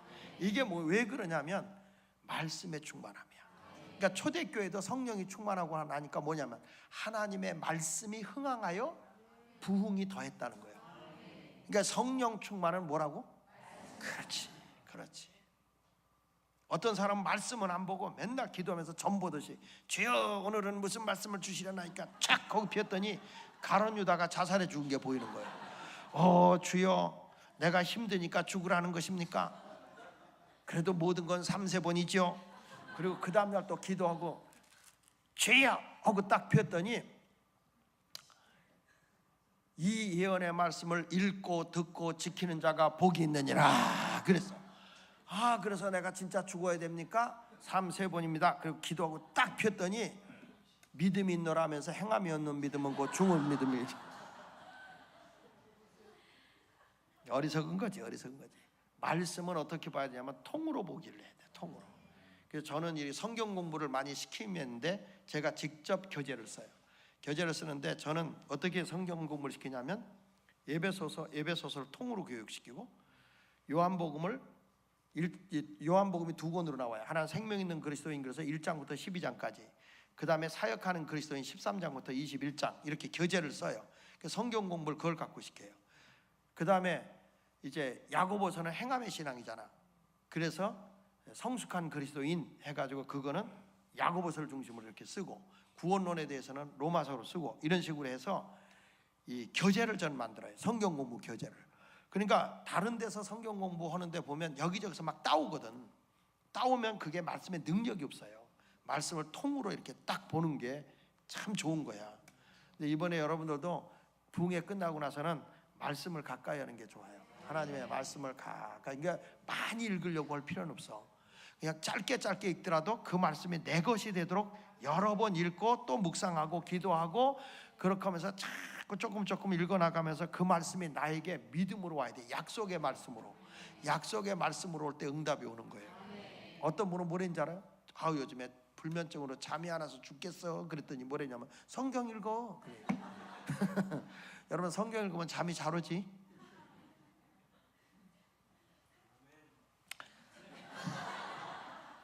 자, 그래서 성령을 이번에 꼭 받읍시다. 성령의 본질은 뭐라고? 말씀의 충만함입니다. 근데 오늘 제가 얘기하려고 하는 이제 그거는 본질적인 얘기는 요한복음 14장, 15장, 16장에 나와 있지만 오늘은 사도행전에 있는 걸 가지고 제가 성령의 현상에 대해서 얘기하려고 그래요. 오늘은 성령을 받으면 이런 일이 일어난다 하는 현상적인 얘기를 좀 오늘 하려고 합니다. 본질은 말씀대로 사는 거예요. 할렐루야. 자, 저들이 한 곳에 모여서 성령 받기를 사모하고 기도하는데 성령이 어떻게 했냐면 하늘로부터 급하고 강한 바람 같은 소리가 임했다는 거예요. 그 성전에 온 그 기도하는 자리에 그 기운이 가득 찼어요. 이제 제가 신방을 가보면 어느 집에 가보면 막 목사님 오셨어요 하는데 집에 딱 가면 싸르래. 그 집은 틀림없이 부부싸움 집이야. 근데 목사님 오셨다고 안 그런 척 하지만 벌써 이 분위기가 있어요. 그게 느껴져요. 그러니까 여러분 성령이 임재하는 교회도 가보면 교회가 굉장히 훈훈해요. 근데 어느 교회 가잖아? 찬바람이 싸늘하게 이렇게 돼요. 아주 등골이 오싹하고 막 그런 모습이 나타나요. 그러니까 여러분 교회 잘 만나는 게 참 좋은 거야. 그러니까 생명나무 교회는 우리 목사님이 그렇게 기도 운동하고 은혜 운동하고 하니까 여러분 복 받은 거라. 이 마지막 때 요즘에 교회들 목회 이렇게 다녀보면 진짜 목회자를 보기가 힘들어. 목회자 보기 왜 그렇게 쓸데없는 데 싸돌아다니고 정치하러 돌아다니고 그런 짓하러 돌아다니는지 몰라. 목회자가 시간 있으면 전도하고 시간 있으면 기도하고 시간 있으면 말씀 연구하고 이런 일을 해야 되는데 어쩌면 그렇게 사명을 띠고 못하냐? 이런 목사님 만나는 게 여러분 쉬운 게 아니에요. 우리 장로님들도 목사님 그래도 지방을 위해서 감리사 나 그런 거 절대 안 하니까 걱정하지 마라. 우리 작은아버지 장광 목사님 감독회장하고 끝나면서 은퇴하면서 뭐라고 유언한 줄 알아? 우리들한테 절대 감독하지 말고 절대 감리사하지 말고 영혼 돌보는 목회만 해라. 당신은 다 해봤으니까. 절대 하지 마라. 절대 하지 마라. 니들이 정말 그런 거에 현혹되면 감리교를 떠나라. 그렇게까지 얘기를 했어요. 그만큼 정치에 들어가 보니까 썩었더라는 거예요. 절대 그런 거 하지 마라. 이번에 중앙연회에서 제 아우 장학봉 목사를 감독 세우려고 그랬잖아요. 이번에 단독 후보식으로 나왔었거든. 그러니까 장학봉 목사가 난 우리 집안이 유언이 있어서 안 한다고. 안 한다고. 그런 거 안 한다고. 그래서 이번에 김종현 목사가 그래서 된 거예요. 그러니까 여러분들 목회자는 복음 전하는 게 제일 행복한 거야. 그게 행복한, 설교 시간이 행복하지 않으면 이건 목사를 하지 말아야지. 여러분 가수가 노래할 때 행복한 거 아니야? 태진아 봐, 노래 부를 때 옥경이를 왜 그렇게 부르냐고. 그래도 그 얼마나 행복해요, 노래를 부를 때. 그러니까 노래할 때 행복하듯이 목사는 설교할 때 행복한 거, 성도들을 만날 때 행복한 거예요. 할렐루야. 자, 그러면 오늘은 성령이 어떻게 말이냐, 급하고 강한 바람 같은 역사가 임했다. 아멘. 자, 그러면 성령을 구약에서는 루하라고 그래. 루하. 루하라는 것은 바람, 생기, 성령 이런 뜻이에요. 신약에 와서는 푸뉴마라고 그래. 푸뉴마가 뭐냐면 성령, 생기, 바람 이런 뜻이 성령이에요. 그러니까 성령은 바람, 생기, 그 다음에 성령 이런 뜻을 가지고 있는 게 루하, 푸뉴마 같은 뜻이에요. 근데 저는 성경을 읽다가 야, 이게 성령이구나 하는 걸 느낀 게 어디냐면, 자, 출애굽기 14장을 피세요. 출애굽기 14장 21절. 자, 출애굽기 14장 21절. 창세기 다음에 출애굽기야. 요한계시록부터 찾으면 안 됩니다. 출애굽기 14장 21절 찾았어요? 자, 안 찾아도 여기 찾아주네. 자, 시작. 모세가 바다 위로 손을 내밀매 여호와께서 큰 동풍이 밤새도록 바닷물을 물러가게 하시니 물이 갈라져 바다가 마른 땅이 됐다 그랬죠. 자, 여러분 놀라운 거는 모세가 이스라엘 백성 이끌고 가나안 땅을 향해 가는 도중에 이 블레셋 군대의 군대 기지가 있는 데로 가면요, 거기서 애굽에서 나와서 가나안 땅까지 거리가 180km예요. 180km. 그러니까 180km면은 하루에 8시간 간다 그러면은 30km 갈 수 있어요. 그러면은 6일이면 갈 수 있는 거리야. 6일. 그리고 산악지대로 간다 그래도 보름이면 갈 수 있는 거야. 근데 하나님의 뺑뺑이를 돌렸어. 40년을. 왜 그랬느냐? 어딜 보냐면 13장 17절에 보면 하나님이 왜 홍해를 건너서 광야의 길을 걸어가게 했느냐? 출애굽기 13장 17절에 시작. 바로가 백성을 보낸 후에 블레셋 사람의 땅의 길은 뭐 할지라도 가까울지라도 하나님이 그들을 그 길로 인도하지 않았다는 거예요. 가까운 길이 있었어요. 180km 정도 되니까. 그런데 이는 하나님의 말씀하기를 이 백성이 뭐가 하게 되면, 블레셋과 싸우게 되면, 전쟁하게 되면 마음을 돌이켜 어디로 돌아갈까? 애굽으로 돌아갈까? 하나님이 분명히 힘들면 애굽으로 내뺀다. 여러분도 그러잖아. 교회로 다 힘들면 아내 씨 그리고 가잖아. 그래서 거기 18절 보니까 그러므로 하나님이 어디로?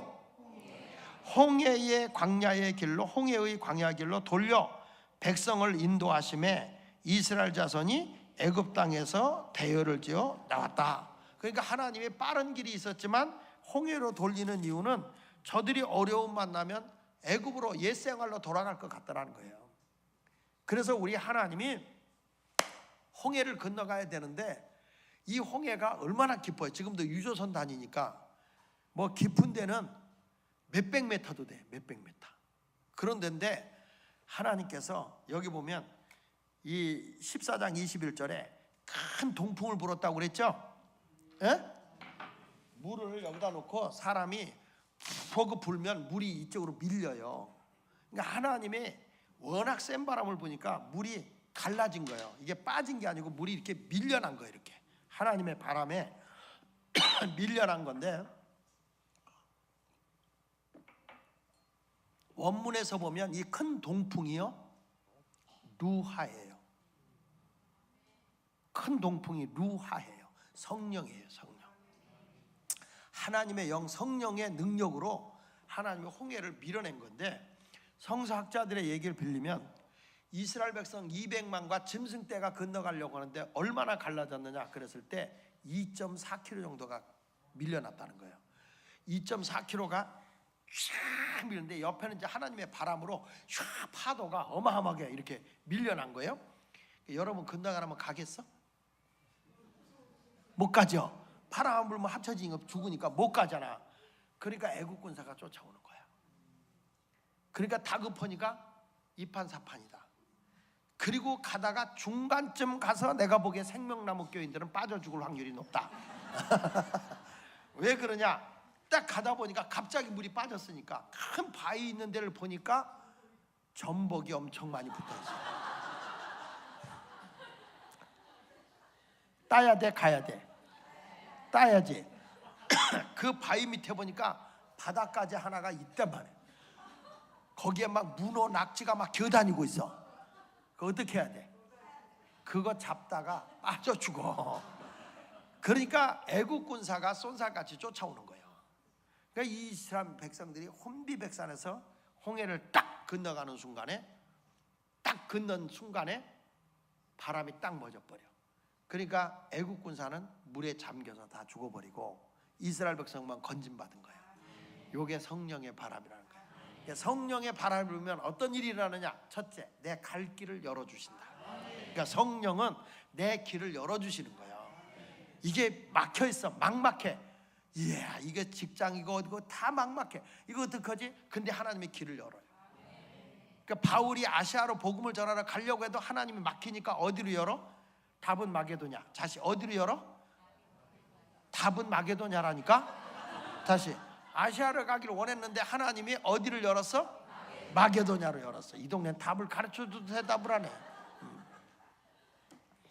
그러니까 그 길을 여는 거예요. 제가 처음에 목회를 한 데가 저 가평 상판이라는 곳이에요. 시골에서 목회를 했어요. 시골에서 목회를 하고 할머니들하고 잘 놀았어. 근데 저희 숙부 되시는 장광영 목사님이, 야, 너 언제까지 그 시골 구석에 있냐? 내가 평택에서 부목사 하나를 데려왔으니 네가 글로 가라는 거예요. 그 교회가 합정감리교회예요. 근데 그 당시에는 공원에서 가지고 조그만 교회였어요. 근데 거기나 숫자는 내가 있는 데가 더 많아. 그래도 평택은 미래에 소망이 있으니까 그래서 그 교회를 가기로 한 거예요. 근데 거기서 와서 설교를 하고서 하고 났더니 너무 좋다고 이게 오래는 거예요. 그래서 알았다. 그리고 우리 교회 이제 딴 사람 다 파송해서 가게 하고, 근데 그 교회를 가기를 일주일 남겨놨는데 아니 감독이 파송을 안 해주는 거예요. 감리사가 조카라고 못 보낸다는 거 안 받아주겠다는 거예요. 지방에서. 그때만 해도 권세가 대단했어. 감독 감리사가 끝발이 있었어. 그래가지고 거기를 못 가게 된 거예요. 그리고 누가 가냐면 성훈기 목사가 간 거예요. 거기를. 그분이 가서 교회를 크게 비켰죠. 그리고 이제 제가 어디로 교회를 가겠냐? 교회 이제 나는 갈 데가 없는 거예요. 어디로 가겠냐면 구이동에 개척하는 교회가 있는데 막 시작하려고 하는데 같이 하자는 거예요. 그러자 우리 그 대화를 하면서 그 개척하는 장로님과 같이 식사를 하다 보니까 장로님이 말씀하는 게 전혀 신앙이 아니야. 그래서 내가 가서나 얘기해야 되는데 장로님, 예수 그렇게 믿으면 안 됩니다. 그랬더니 오지 말래. 그래서 거기를 못 갔어. 구이동에. 그게 이제 구이감리교회 자리야. 못 가게 됐네. 갈 데가 있어야지. 가지고 주일날 딴 교회에서 예배를 드리고 전도지를 들고 지금의 중앙시장에 전도로 간 거야. 예수 믿으라고. 그랬더니 거기에 있던 그 장사를 한 사람이 우리 교회가 시장 안에 있었다는 거야. 근데 3년 동안에 세 가정 모였대. 그래서 너무 세가 비싸고 어려우니까 못하고 이 교회가 자양동으로 이사를 갔기 때문에 여기 시장에서 장사하는 세 사람이 지금 어디로 가야 될지 지금 교회를 못 정해서 고민하고 있다. 그런 얘기를 하는 거야. 그래서 내가 집사님 내 집이 어디냐 그랬더니 요 가게 우일에. 그러면 집사님 오늘 저녁에 그 세 가정 모으라고 집사님 내 집에. 나는 감리교 목사인데 나도 갈 데가 없다. 그러니까 우리 갈 데 없는 사람끼리 모이자고 그랬어 내가. 그분이 좋대. 그래가지고 이제 저녁에 갔어요. 갔더니 이 사람이 다른 교회 다니는 사람, 내가 감리교 목사니까 감리교 거기 옆에 꽃제교회 이제 이 왕십리교회 뭐 이런 데 다니는 사람들, 시장에서 장사하는 사람들을 다 데려다 놓은 거예요. 가보니까 애들까지 한 30여 명이 모여있어. 아니 우리 교회는 아니야. 근데 거기서 설교를 하는데 나도 주책이지. 3시간을 했어. 첫 설교를. 어차피 뭐 설교할 기회가 없잖아. 얼마나 성령님의 역사를 강하게 역사한지. 그 시간에 루마티스 관절염 환자인 이장기라는 분이 그 자리에서 들고 뛰어서 치유가 됐어. 그가 이분들이 그 역사를 보고 나더니 목사님 여기 개척합시다 그러는 거야. 그래서 내가 시장통에 개척을 하게 됩니다. 여기서 새마을금고에서 돈을 빌려다가 교회를 개척을 하는데, 이 사람들이 노점 상인하는 사람이고 새벽 장사 아니면 봉제공장 밤새 일하는 사람들이야. 참 어려운 사람들이야. 설교 시작하면 요단강 가는데 좋은 것도 이렇게 줘라. 그러면요, 맞아요, 목사님 말씀 틀림없어요, 이렇게 좋은 사람 있는가 하면 어떤 사람은 아니에요, 그거 아니에요, 그거 틀린 얘기예요, 틀렸어, 이렇게 좋은 사람. 어떤 분은 어쩌면 놀래라, 감격적으로 줘라. 그러니 아무리 설교 준비를 잘하면 뭐냐고. 다 요단강 가는데. 우리 게 김돈예 나이 드신 권사님은 노점 장사하는 거예요. 노점에서 이렇게 생선 파는 분인데, 이분이 금요 치매기도 때 안수 오려고 내려가 보니까 없어. 분명히 있었거든. 맨 앞에 앉아 있어. 어디 갔나 했더니 의자 위에서 무릎 꿇고 기도하다가 너무 졸리니까 이 사람이 졸다 떨어진 거예요. 그 기도할 때는 다 불 끄니까 떨어졌는데 다리는 의자에 걸쳐 있고 그냥 앞에 엎어져서 이렇게 자고 있네. 보니까 치마가 뒤집혀져 있어. 그러니 중앙선을 중심으로 오른쪽에 손 얹고 안수해야 돼, 왼쪽에 손 얹고 안수해야 돼. 그러니까 주여 시험 들지 않게 해서 그 치마 내려가면서 이렇게 세워놓고 안수를 한 거예요. 그래서 내가 이렇게 피곤한 사람들을 데리고 설교를 하는데, 여러분, 내가 고상한 설교를 못 하겠더라고. 그래가지고 안 졸게 해야 되겠다. 그래서 재밌는 얘기, 웃을 때 말씀 전하고 웃을 때 말씀 전하고 이러다 보니까 이 지경이 된 거예요. 원래 내가 이런 스타일이 아니에요. 나도 고상하고 싶어. 근데 워낙 피곤하니까. 그런데 우리 친구 목사들이 날 만나면 그래, 넌 아주 장돌뱅이하고 딱 맞는데. 맞는 게 아니야, 맞춘 거예요. 그렇게 힘들게 교회가 됐는데, 내가 거기 가게 된 것이 내가 자의적으로 간 게 아니야. 하나님이 길을 글로 열더라고. 그리고 나서 교회가 희한하게 부흥되기 시작하니까 저희 작은 아버님이, 야, 기도원에 와서 집회 좀 해라. 기도원에 가서 집회하다 보니까 그때 신영이라는 친구가 안진뱅이였거든. 그때 안진뱅이가 일어난 거야, 이 친구가. 그래가지고 감리교 협성신학을 나오고 지금 감리교 목사가 됐습니다. 그분이 신영일 목사야. 어렸을 때 혈루병으로 알아서 안진뱅이가 됐었거든요. 근데 이분이 그 집회 때 일어난 거야. 그러니까 하나님은 과거의 하나님 아니잖아요. 그러니까 나를 하나님이 그렇게 쓰시더라고. 그러니까 그때부터 막 기도원에서 집회하고 나니까 이 교회 저 교회에서 부흥회 해달라고 그래. 그러니까 부흥회를 다니기 시작한 거죠. 그러니까 내가 여러분 부흥회 지금 가고 싶다고 해서 가지는 게 아니라 하나님이 복음의 문을 열어야 가는 거야. 열지 않으면 안 돼. 미국 집회도 가면, 저는 그 전에 초창기 때는 그래도 감리교회 이렇게 인맥으로 갔는데 지금 거의 감리교회는 안 가. 주로 다 통합 측. 지금 내주에도 지금 더블로 잡혀 있어. 어떻게 내가 이 스케줄을 잘못 잡아가지고, 그래가지고 이게 겹치는 바람에 월화수 목금토 이렇게 집회하는데, 월화수는 서울에서, 목금토는 대구에서 그렇게 집회를 해요. 근데 내가 그게 여러분 가고 싶어서 가겠어? 주님이 그냥 그렇게 여니까 되지. 뭐 해외로 막 이렇게 돌아다니는 것도 내가 가고 싶어. 나는 참 감사한 거, 성경책하고 입만 갖고 가면 되니까. 여러분, 하나님의 길을 쫙 열어줘야 돼. 이번에 성령 받으면 여러분도 갈 길이 열립니다. 갈 길이 열려. 할렐루야. 야, 성령 받으니까요, 노처녀도 시집 가는 거 있지. 우리 교회에 진짜 안 생긴 노처녀가 하나 있었어.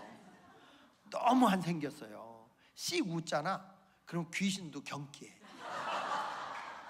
너무 안 생긴 거야. 근데 그 집에 10만 가면 이 여자는 시집 갈 준비를 다 해놨어.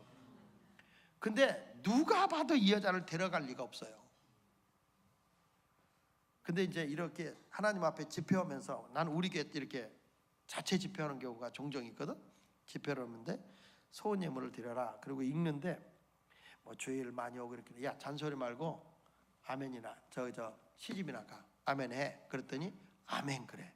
여러분 그 아멘의 위력이 얼마나 대단하냐면 그 아멘 오고 3일 만에 오리지널 총각이 나타났어. 그 당시에 이 여자는 37이었어. 30년 전에 37이면 지금은 별거 아닌데 그때는 끔찍했어. 그때는.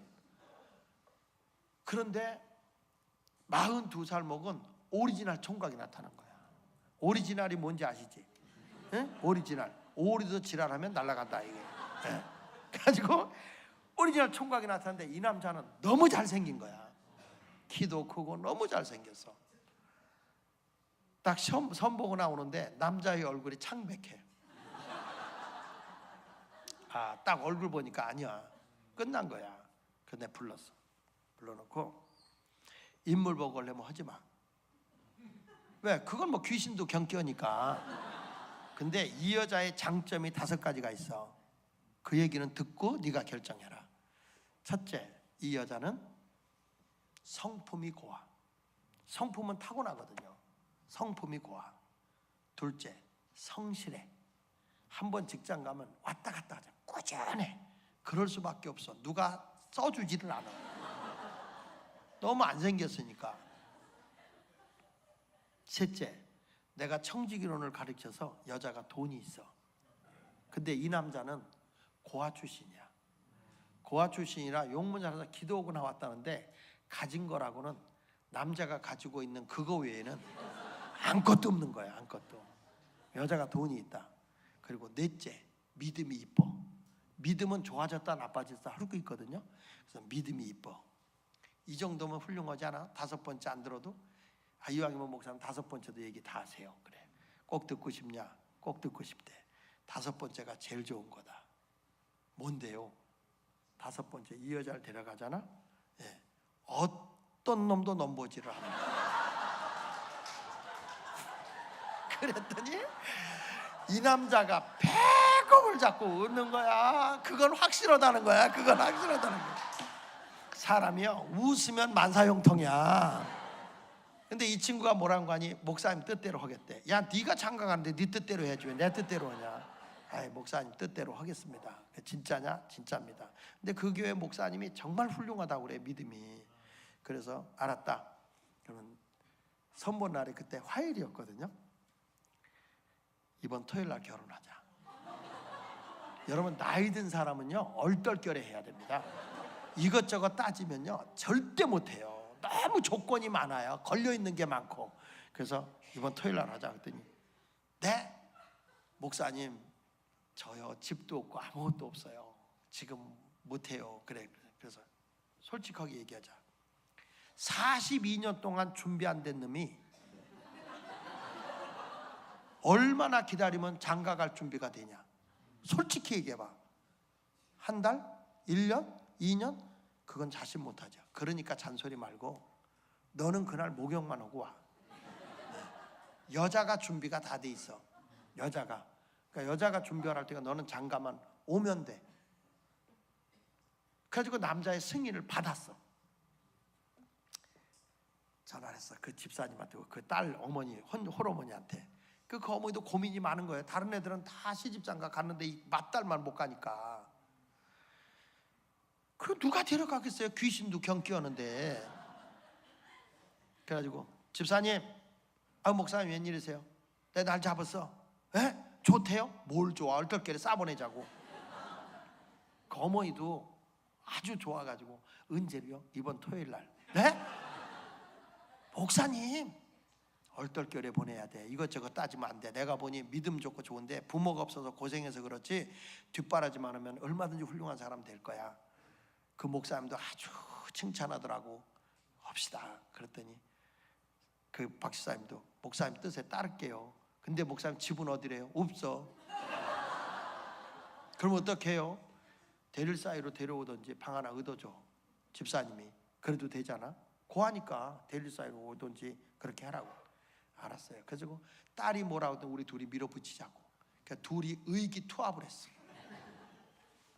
그래가지고 날짜를 잡았는데 그 다음날 새벽에 자매가 오더니 목사님 어떻게 교제도 안 해보고 결혼하냐는 거예요. 그래서 내가 이따가 야, 네 얼굴을 거울로 봐라. 너를 보고 교제해서 결혼할 사람이 창세 이래로 있겠냐? 어?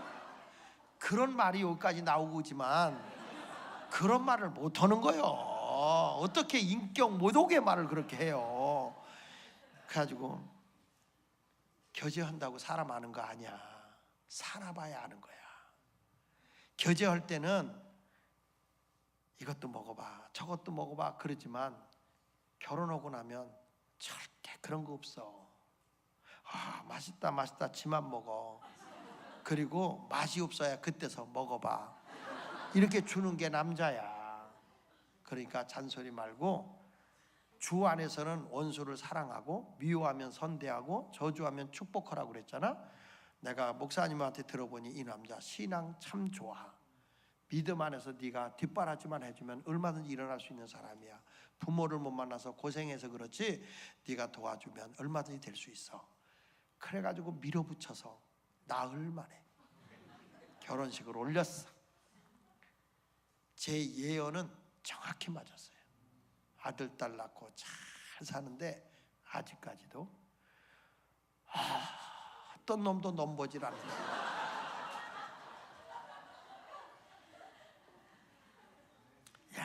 하나님이 어쩌면 그렇게 둘이 잘 만났는지. 이렇게 하나님이 성령으로 은혜 받고 딱 만나니까 하나님이 다 알아서 역사하더라고. 만남의 복을 주는 거예요. 만남의 복. 할렐루야. 그래서 이번에 성령의 바람이 불어서 여러분의 그냥 갈 길도 쫙 열려지길 바라고, 또 여러분의 만남의 길도 열려져야 돼. 우리가 직장이든지 군대든지 어디 가서 사람은 끊임없이 사회적 동물이기 때문에 사람을 잘 만나야 돼. 인복을 타고나야 되는 거야.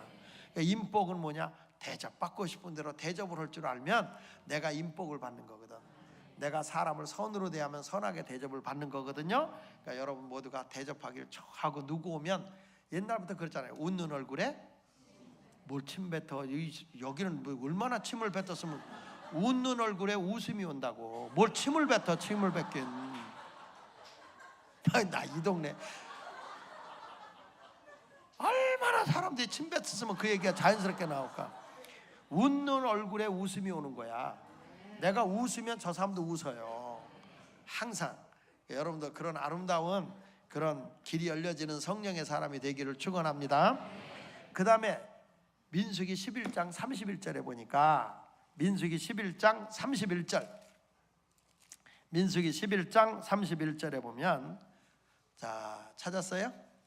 민수기 11장 31절 시작. 바람이 여호와에게서 나와 바다에서부터 메추라기를 몰아 진영 곁 이쪽 저쪽 곧 진영 사방으로 각기 하루길 되는 지면이 두 규빗에 내렸다. 자, 여기 보면 바람이 그랬죠. 바람이, 이 바람이 루하예요. 이스라엘 백성들이 고기가 먹고 싶다는 거예요. 고기 만나 먹는 거 지긋지긋 고기 먹고 싶다. 그러니까 고기를 안 주면 때려 죽을 것 같아. 그래서 하나님, 저들이 고기 안 주면 날 죽을 것 같습니다. 그랬더니 뭐라고 요구하니? 이렇게 말하는 거예요. 내가 다 들었어. 하나님이 내가 너희들에게 고기를 먹여줄 텐데 하루나 이틀이나 닷새나 열흘이나 20일이나 20일이 아니라 한 달 동안 코에서 입에서 냄새가 질리도록 내가 먹여줄게. 하나님은 이렇게 멋진 사람이에요. 멋지신 분이에요. 그랬더니 모세가 주여 장정만 60만입니다.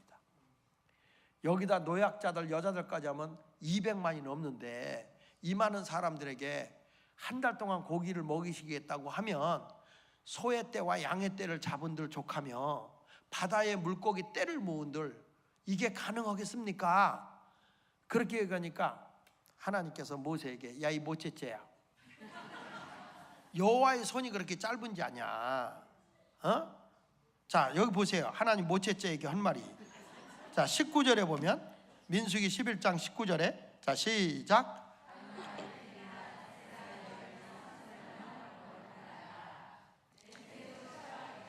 한 달 동안 먹게 하겠다 그랬잖아요. 그랬더니 21절에 시작. 모세가 이르되 나와 함께 있는 이 백성이 보행자가 60만 명이온데 주의 말씀이 한 달 동안 고기를 주어 먹게 하겠다 하시오니 그들을 위하여 양떼와 소떼를 잡은들 족하며 바다의 모든 고기를 모은들 족하오리까. 그랬더니 여호와께서 모세에게 이르시되, 그렇죠, 모세에게 이르시되 뭐라고 그랬어요? 여호와의 손이 째째하냐 짧으냐? 너처럼 그렇게 째째한지 아냐? 뭐라고 그랬죠? 내가 이제 내 말이 되게 응하는 여부를 보리라 하더니 갑자기 하나님이 지중해로부터 바람이 불어오는데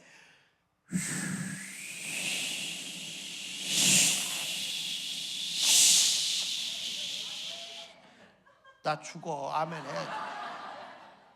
다시. 여러분, 사람의 입에서 바람 소리가 나도 능력이 나타나죠? 무슨 능력? 뭘 덮어놓고 하면이야. 사람이 입에서 바람 불어도 능력이 나타난다니까. 애기들 옷 벗겨놓고 쉬 해봐, 오줌이 나오잖아? 그 시원하잖아요. 바람 부는데 오줌이 나와. 이게 능력이야. 근데 하나님의 바람이 부는 거야. 하나님의 바람이 부는데 갑자기 지중해로부터 메추라기 새떼들이 메추 락이 오면서 새카맣게 메추라기가 오더니 이스라엘 진 앞에 푸득 떨어지는데 두께로 2규빗, 가로질러 하루길, 세로질러 하루길. 2규빗이라는 것은 한 규빗이 42.5cm인지 45cm니까 85cm인지 90cm, 가로질러 하루길, 세로질러 하루길이니까 한 바퀴 도는데 나흘이야. 어마어마하게 쌓인 거예요. 근데 이 메추라기 새들이 날아가질 않고 전부 다 눈을 껌뻑거리면서 합창을 하는데 아 날 잡아 잡수, 아 날 잡아 잡수. 이야, 이스라엘 백성들이 오래간만에 이 고기를 구워가지고 먹는데 야 이거 아유 세상에 고소하다. 야 너 좀 먹어봐. 맛있게. 야 이거 다 잡아서 뜯어서 말려. 아 혓바닥 아파. 나는요 교인들 졸지 않게 하려고 내가 이거를 거울 보고 무지하게 연습했어.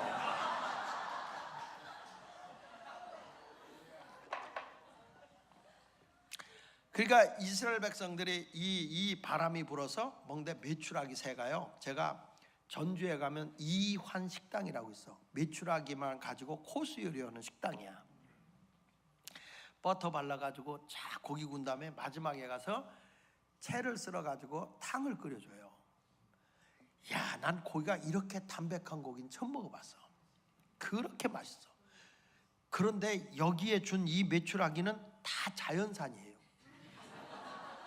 그러니 얼마나 맛있겠어. 저는 이게 무슨 바람이냐면 재물의 바람이다.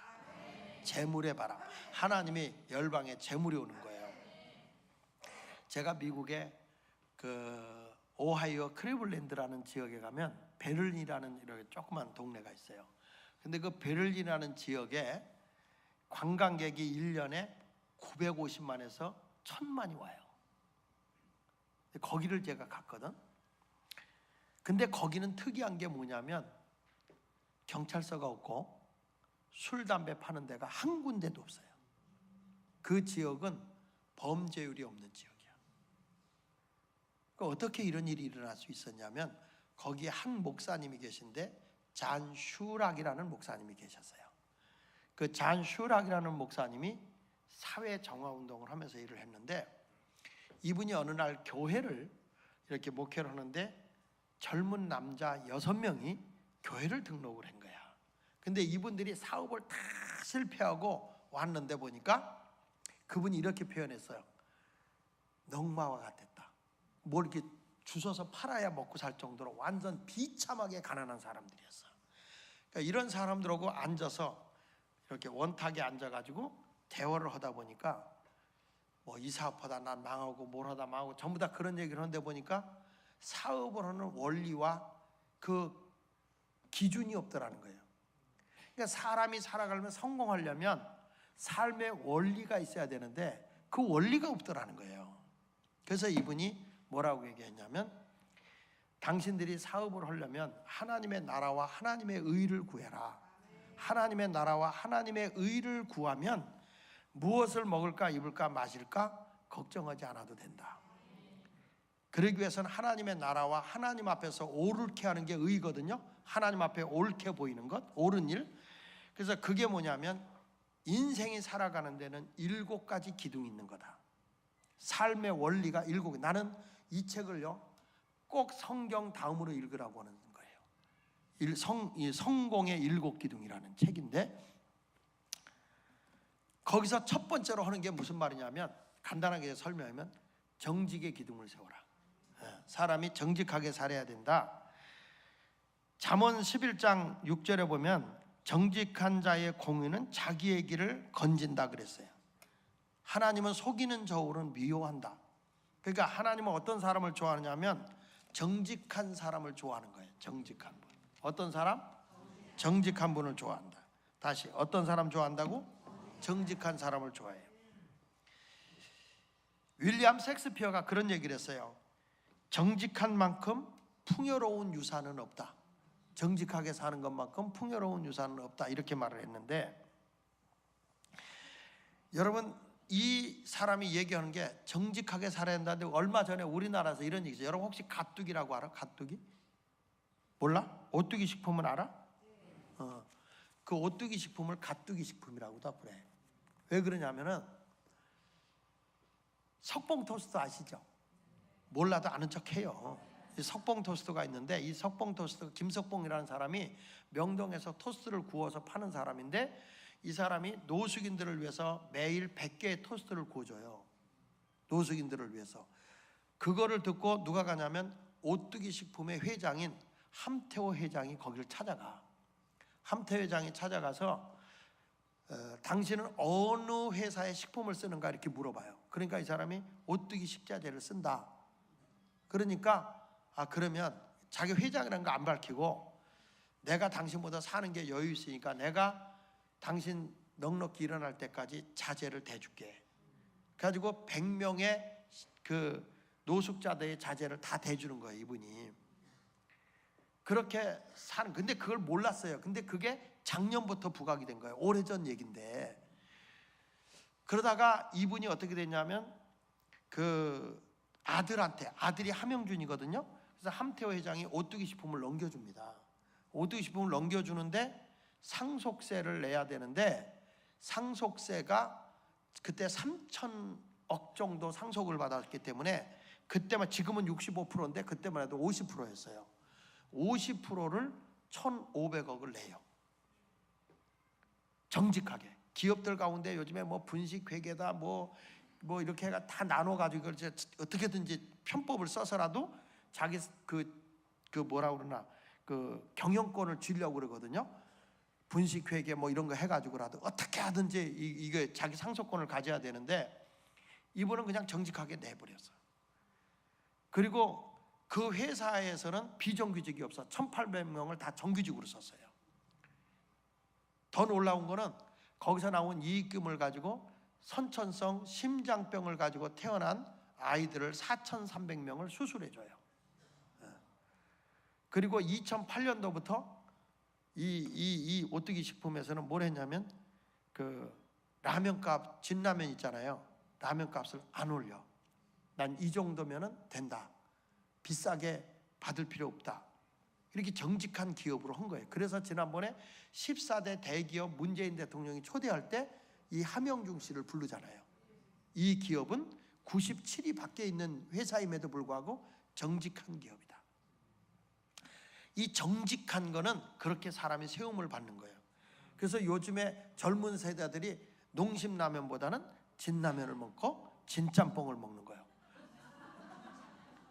왜냐? 이미지가 이제는 이익을 남겨서 자기들만 치부하는 게 아니라 사회에 봉사하는 기업이라는 거예요. 이게 정직한 기업이다. 그렇게 소문이 난 거예요. 여러분도 이제 라면 먹으려면 그분이 뭐 어떤 분이 난 모르는데 그 얘기를 듣고 나서 우리나라가 이런 정직한 기업만 된다면 나라가 얼마나 소망이 있겠느냐. 그러니까 여러분도 정직하게 살면 하나님이 그의 의를 위해 사니까 하나님이 세우는 거예요. 그러면서 이 잔 슈랑 목사님이 정직의 기둥을 세워라. 두 번째 가서 뭘 세우냐면 관대함의 기둥을 세워라. 따라합시다. 관대함의, 따라하세요. 관대함의 기둥을 세워라. 빌립보서 4장 5절에 보면 너희 관용을 모든 사람에게 알게 하라 그랬잖아요. 이 관용이 뭐냐면 너그러운 마음이에요. 근데 잔 슈랑 목사님은 이걸 뭐라고 얘기했냐면 내가 가진 것에서 어려운 사람을 위해서 나누는 삶이 관대합니다. 따라합시다. 가진 것을 나누어라. 나누는 것이 그것이 너희를 위대하게 한다는 거예요. 인천에 가면 길병원이라고 있거든요. 길병원이라고 있는데 이 길병원의 원장이 누구냐면 이길려 여사예요. 이사장이 이길려 여사인데 아주 오래전 얘기죠. 그게 이제 요즘에 많이 부각된 거예요. 이게 왜 그러냐면 아주 깜짝인 거예요. 이길려 여사가 오래전에 몇십 년 전이에요. 어떻게 되냐면은 자기 병원 차리고 얼마 안 됐는데 급히 이 이사장한테 전화가 온 거예요. 의사한테. 지금 여자분 한 분이 왔는데 태백에 사는 사람인데 굉장히 가난한 사람이에요. 이 사람이 네 쌍둥이를 배 갖고 온 거야. 태백에서 그 탄광하고 있는 월세 사는 사람인데 자연적으로 네 쌍둥이를 뵐 수 있는 게 70만 분의 1이 될까 말까 돼요. 근데 이 사람 네 쌍둥이를 하는데 병원에서 도저히 정상적인 애를 낳을 수 없으니 하나만 건지라고 했더니 이 엄마는 싫다고 난 다 낳아야 된다고. 그래가지고 병원에 왔는데 아무도 안 받아주니까 이 길병원으로 온 거예요. 길병원에 왔는데 이미 양수가 터져서 온 거예요. 그 어떻게 하면 좋냐 했더니 빨리 수술해라. 가지고 수술을 해가지고 네 쌍둥이를 끄집어내 보니까 다 비정상이야. 그래서 인큐베이터에다 넣어요. 그 아이들을 양육하고 이렇게 거기 인큐베이터에서 키운 다음에 어떤 일이 벌어질까요? 병원비가 많이 나올까 적게 나올까? 엄청 나오죠. 네 쌍둥이니까. 근데 이 사람네는 월세도 못 내는 사람이야. 어떻게? 그때 이길려 여사가 그냥 가라. 그래서 사진 찍고 소망을 주면서 뭐라고 얘기냐면 넷을 잘 키워서 넷이 대학에 가면 나한테 연락해라. 내가 학비를 도와줄게. 이렇게 된 거예요. 그리고 세월이 흘러서 어느 날 이 이길려 이사장이 사무실을 정리하다 보니까 그때 찍은 사진이 나온 거예요. 그게 생각이 나서 지금 뭐 할까? 그래가지고 조사를 해보니까 용인에 살고 있는데 용인에서 어떠냐면 그 영세민 있죠. 영세민으로 살고 있는 거야. 그래서 찾아가서 보니까 깜짝 놀란 게 네 쌍둥이 다 딸인데 네 쌍둥이가 우리를 살려주신 병원이 고마우니 우리도 환자를 돌보고 생명 살리는 일을 하자. 그래서 넷이 다 간호대학을 시험 본 거야. 넷이 간호대학을 시험 봤는데 이 큰애가 슬이고 둘째 애가 설이고 셋째 애가 솔이고 넷째 애가 밀이야. 그러니까 슬설솔밀. 근데 황슬하고 황밀은 수원대학 간호학과에 합격해 있었고 설과 솔은 강릉 영동대 간호학과에 합격이 했는데 학비를 낼 수가 있어야지. 그때 누가 찾아온 거냐? 이길려 여사가 찾아온 거예요. 이분이 학비를 대줘요. 너희들 합격하면 연락해라. 그래서 4년을 다니고 난 다음에 3년인가? 이렇게 다니고 난 다음에 50회 간호사 국가고시가 있잖아요. 그 시험을 봤는데 넷이 다 합격한 거예요. 넷이 다 합격하니까 길병원에서 이 넷을 간호사로 다 써버렸어. 그게 뭐 중요하냐 그럴지 모르는데 이게 화제가 된 거예요.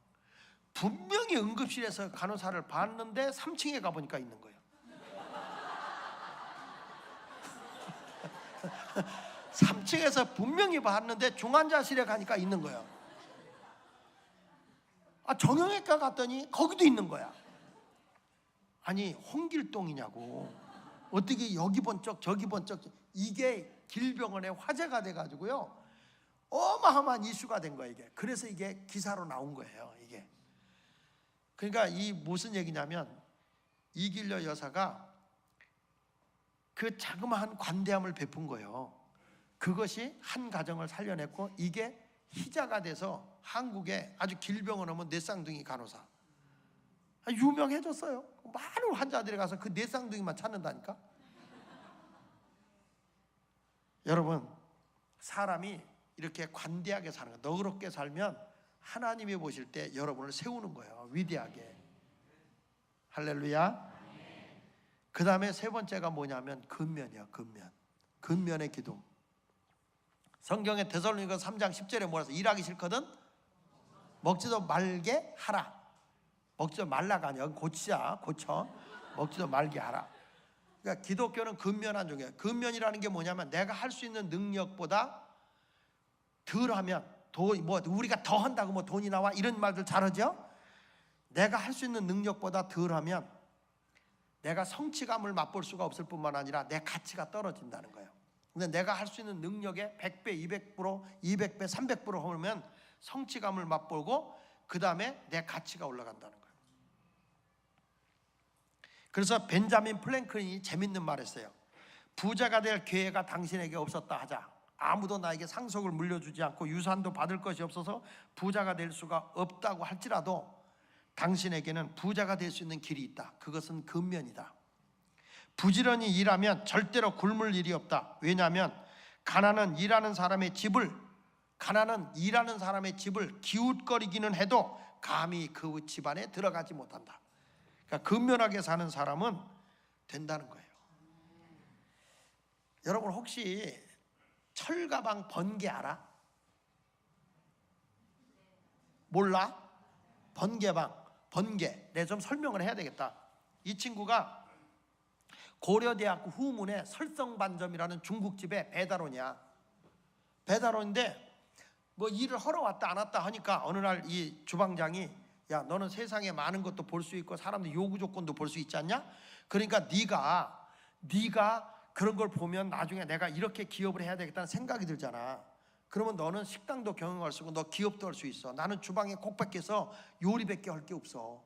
그러니까 너는 미래를 바라보고 열심히 살아. 이렇게 얘기하는데 얘가 머리가 좋아.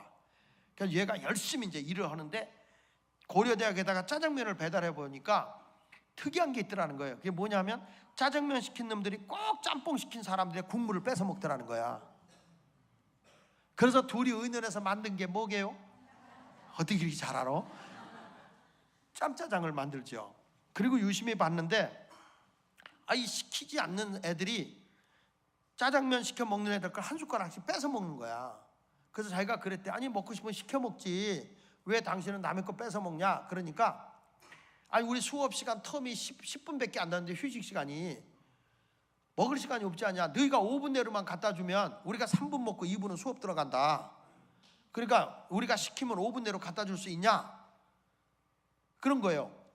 그래서 이제 가서 요리사한테 물어본 거야. 당신이 초스피드로 짬뽕과 짜장을 만들면 얼마만 만드냐 그랬더니 2분이면 만든다고. 2분. 이미 짜장면, 짬뽕, 국물 다 해놓고 국수만 익히면 되니까 2분이면 된다 그러더래. 그러냐? 그러면 내가 3분 내로 배달해주면 되잖아요. 이 친구가 찌라시를 뿌렸어.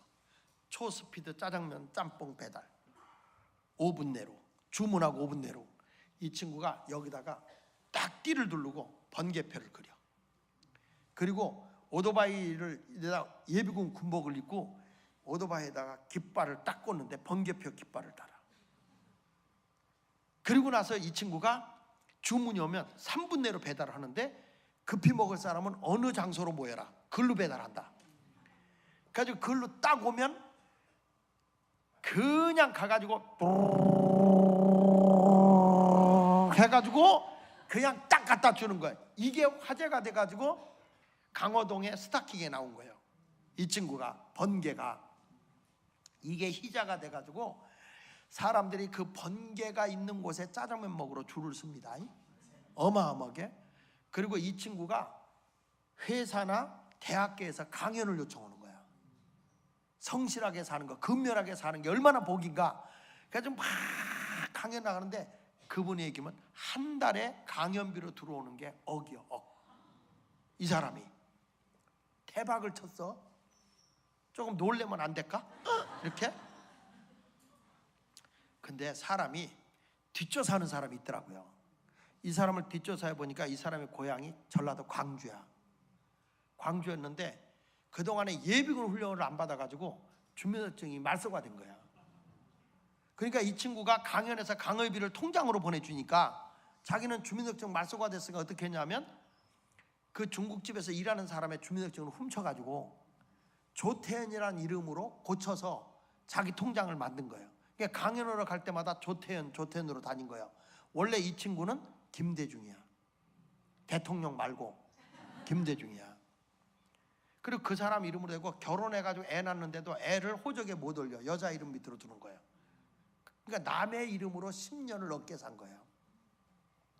이게 발각이 돼가지고 사기꾼이 된 거예요.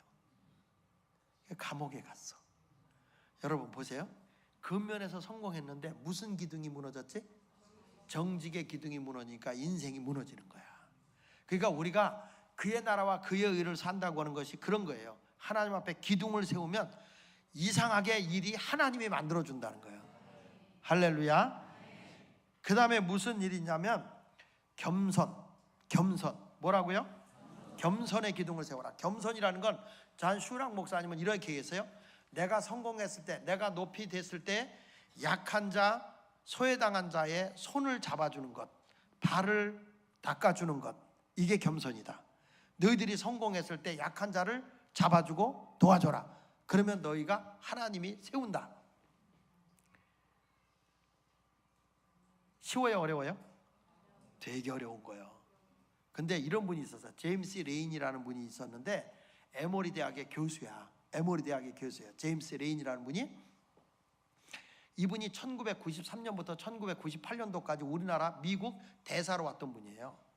근데 이분이 에모리 대학의 교수인데 이분이 이제 자기 집에서 학교까지 걸어오는데 거리가 한 10분 정도예요. 건강을 위해서 걸어오는데 늘 할아버지가 혼자서 외롭게 집 앞에 나와서 벤치에 앉아 있는 거야. 늘 허스름하게 앉아가지고 너무 외로워 보이는 거야. 그래서 이 제임스 레인이라는 교수가 아침에 출근할 때마다 커피하고 토스트하고 아니면은 그 도너츠하고 해가지고 할아버지를 갖다 드리면서 말동무가 돼요. 그리고 끝나고 내려가면서 꼭 그 할아버지하고 같이 커피 마시면서 잔디도 깎아주고 그러면서 이렇게 함께 지내요. 그러기를 2년 하루도 안 걸리고. 근데 어느 날 보니까 아침에 안 보여. 그리고 저녁에 예배 드리고 강의하고 내려가다 보니까 안 보여. 그래서 어떻게 된가 봤더니 돌아가신 거예요. 그래서 장례식장에 있는 거야. 그래서 찾아갔더니 누구냐고. 그래서 내가 제임스 레인이라는 교수라고 얘기를 하니까 그러냐고 하더니 그 변호사가 나 좀 보라고 그래. 보라고 하더니 당신 앞에 이분이 유언을 남겨놨다. 유서를 썼다. 그러면서 이렇게 쓴 거예요. 제임스, 그동안 나의 벗이 돼줘서 고마웠어. 진실한 벗이었어.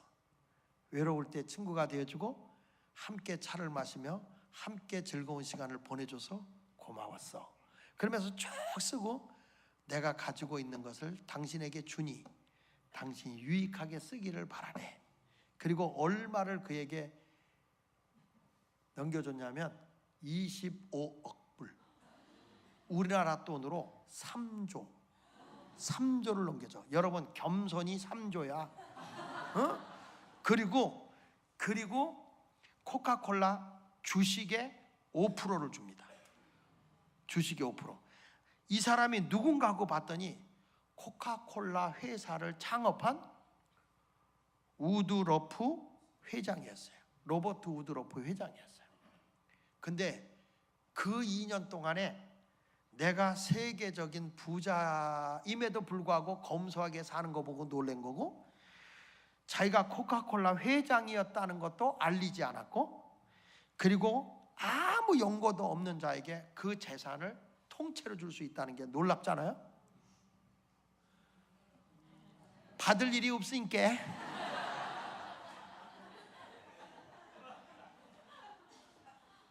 자, 여러분, 이분이 그거 받아서 어떡한지 아세요? 에모리 대학에다 다 기부했어요. 그래서 이 제임스 레이니를 기부의 천사로 알려져요. 그래서 남부의 하버드다 이렇게 얘기하는 거예요. 거기 가보면 코카콜라 회장이 기부한 그 건물이 그 옆에 이렇게 기념관이 있어요. 근데 그걸 보면서 야, 겸손이라는 게 이렇게 중요한 거구나. 우리는 조금만 있으면 아주 얼굴에 써놓고 다니잖아. 꼴값 떠네 이러고 다니잖아요. 그러니까 우리가 하나님의 은혜로 살기 위해서는 이런 모습이야. 그 다음에 이제 5번째가 지혜, 솔로몬의 지혜. 6번째가 상식. 7번째가 뭐냐면 그 절제, 언어의 절제.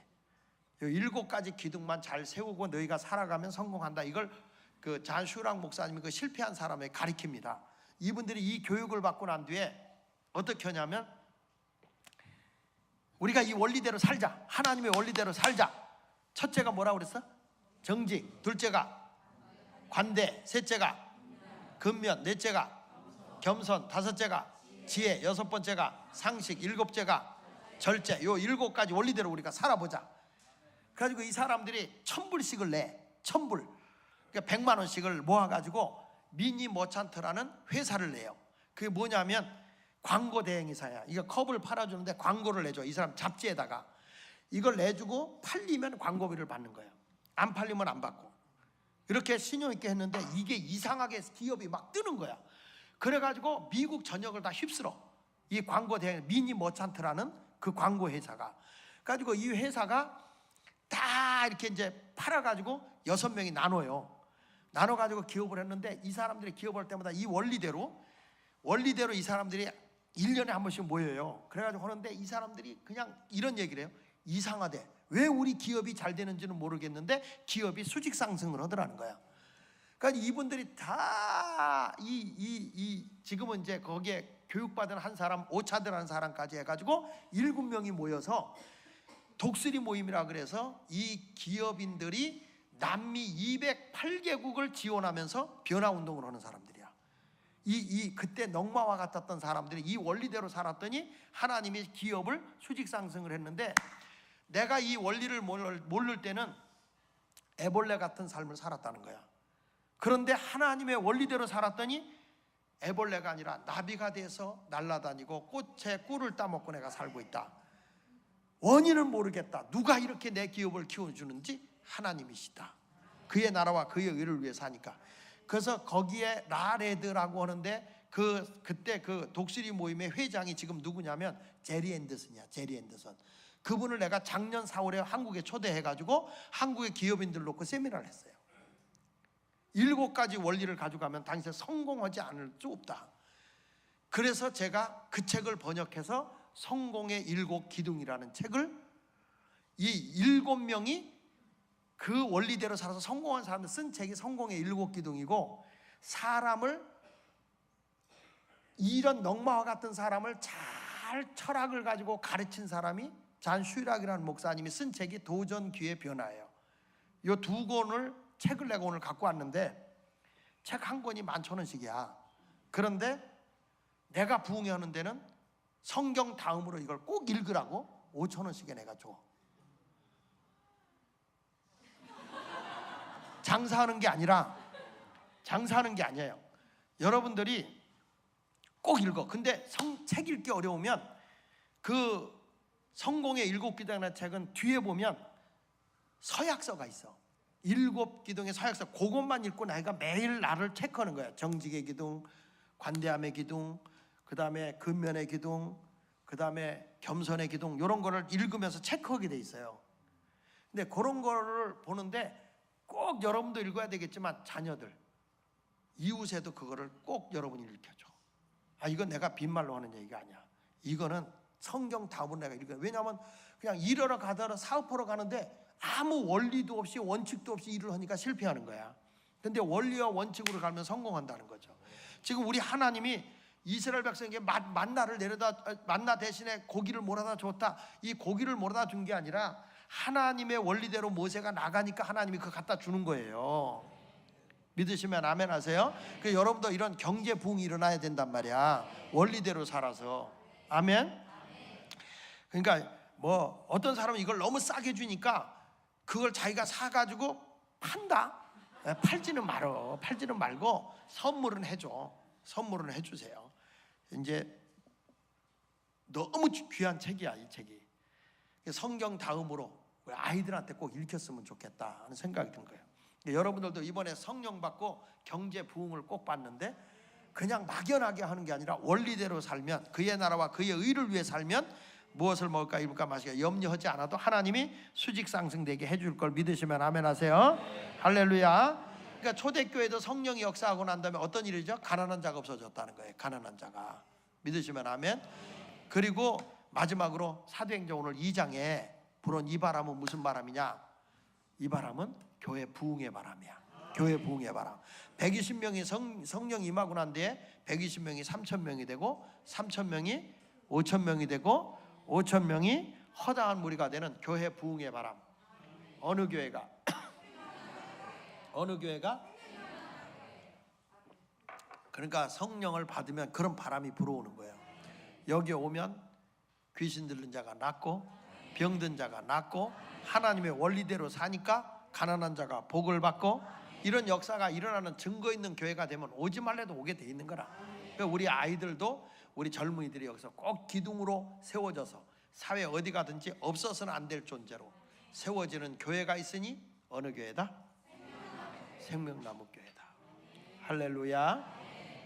그 부천에 가면 성만장로교회라고 있어. 이찬영 목사님이 하는 교회인데 그 교회 가면 얼마나 목사님의 애들을 철저하게 훈련시키는지 몰라. 애들하고 뒹굴면서 신앙으로 훈련시켜. 그래서 이 중고등학교 주일학교가 엄청 부흥되고 세미나를 많이 하는 교회거든 거기가. 그래서 거기는 가면 막 목사님하고 애들하고 막 어디도 가고 밤새고 막 바자마 토크도 하고 이렇게 해가지고 완전히 주일학교 중심의 교회인데 이 아이들이 말해요. 예배 빠지면 그 목사님은 뭐가 있냐면 귀를 막 물어 뜯어. 애를 가지고 가서 너 왜 주일 빠졌어? 그리고 막 귀를 뜯으면 애가 아프면서도 아유 목사님 그러면서도 좋아하는 거 있죠. 어떤 애는 일부러 뜯어달라고 그런 애도 있어. 근데 여기서 판검사가 엄청 나오는 거야. 이 교회가. 그 교회 가면요 재밌어. 판사가 음향 조정해. 목사님 판사가 음향 조정하고 있어. 그렇게 젊은 애들이 바글바글 되는데 거기 아마 언제 세미나 할 거야. 여기 교사들 한번 가봐. 우리는 거기 3번 보냈어. 갔다 오니까 완전히 달라져요. 그러니까 이렇게 인재를 키워내는 교회가 어느 교회? 대답은 잘해서 좋아. 대답은 잘해서. 여러분 그런 교회가 되기를 바라고 성령으로 새로운 역사를 임하시길 축원합니다. 할렐루야. 이상 간단히 설교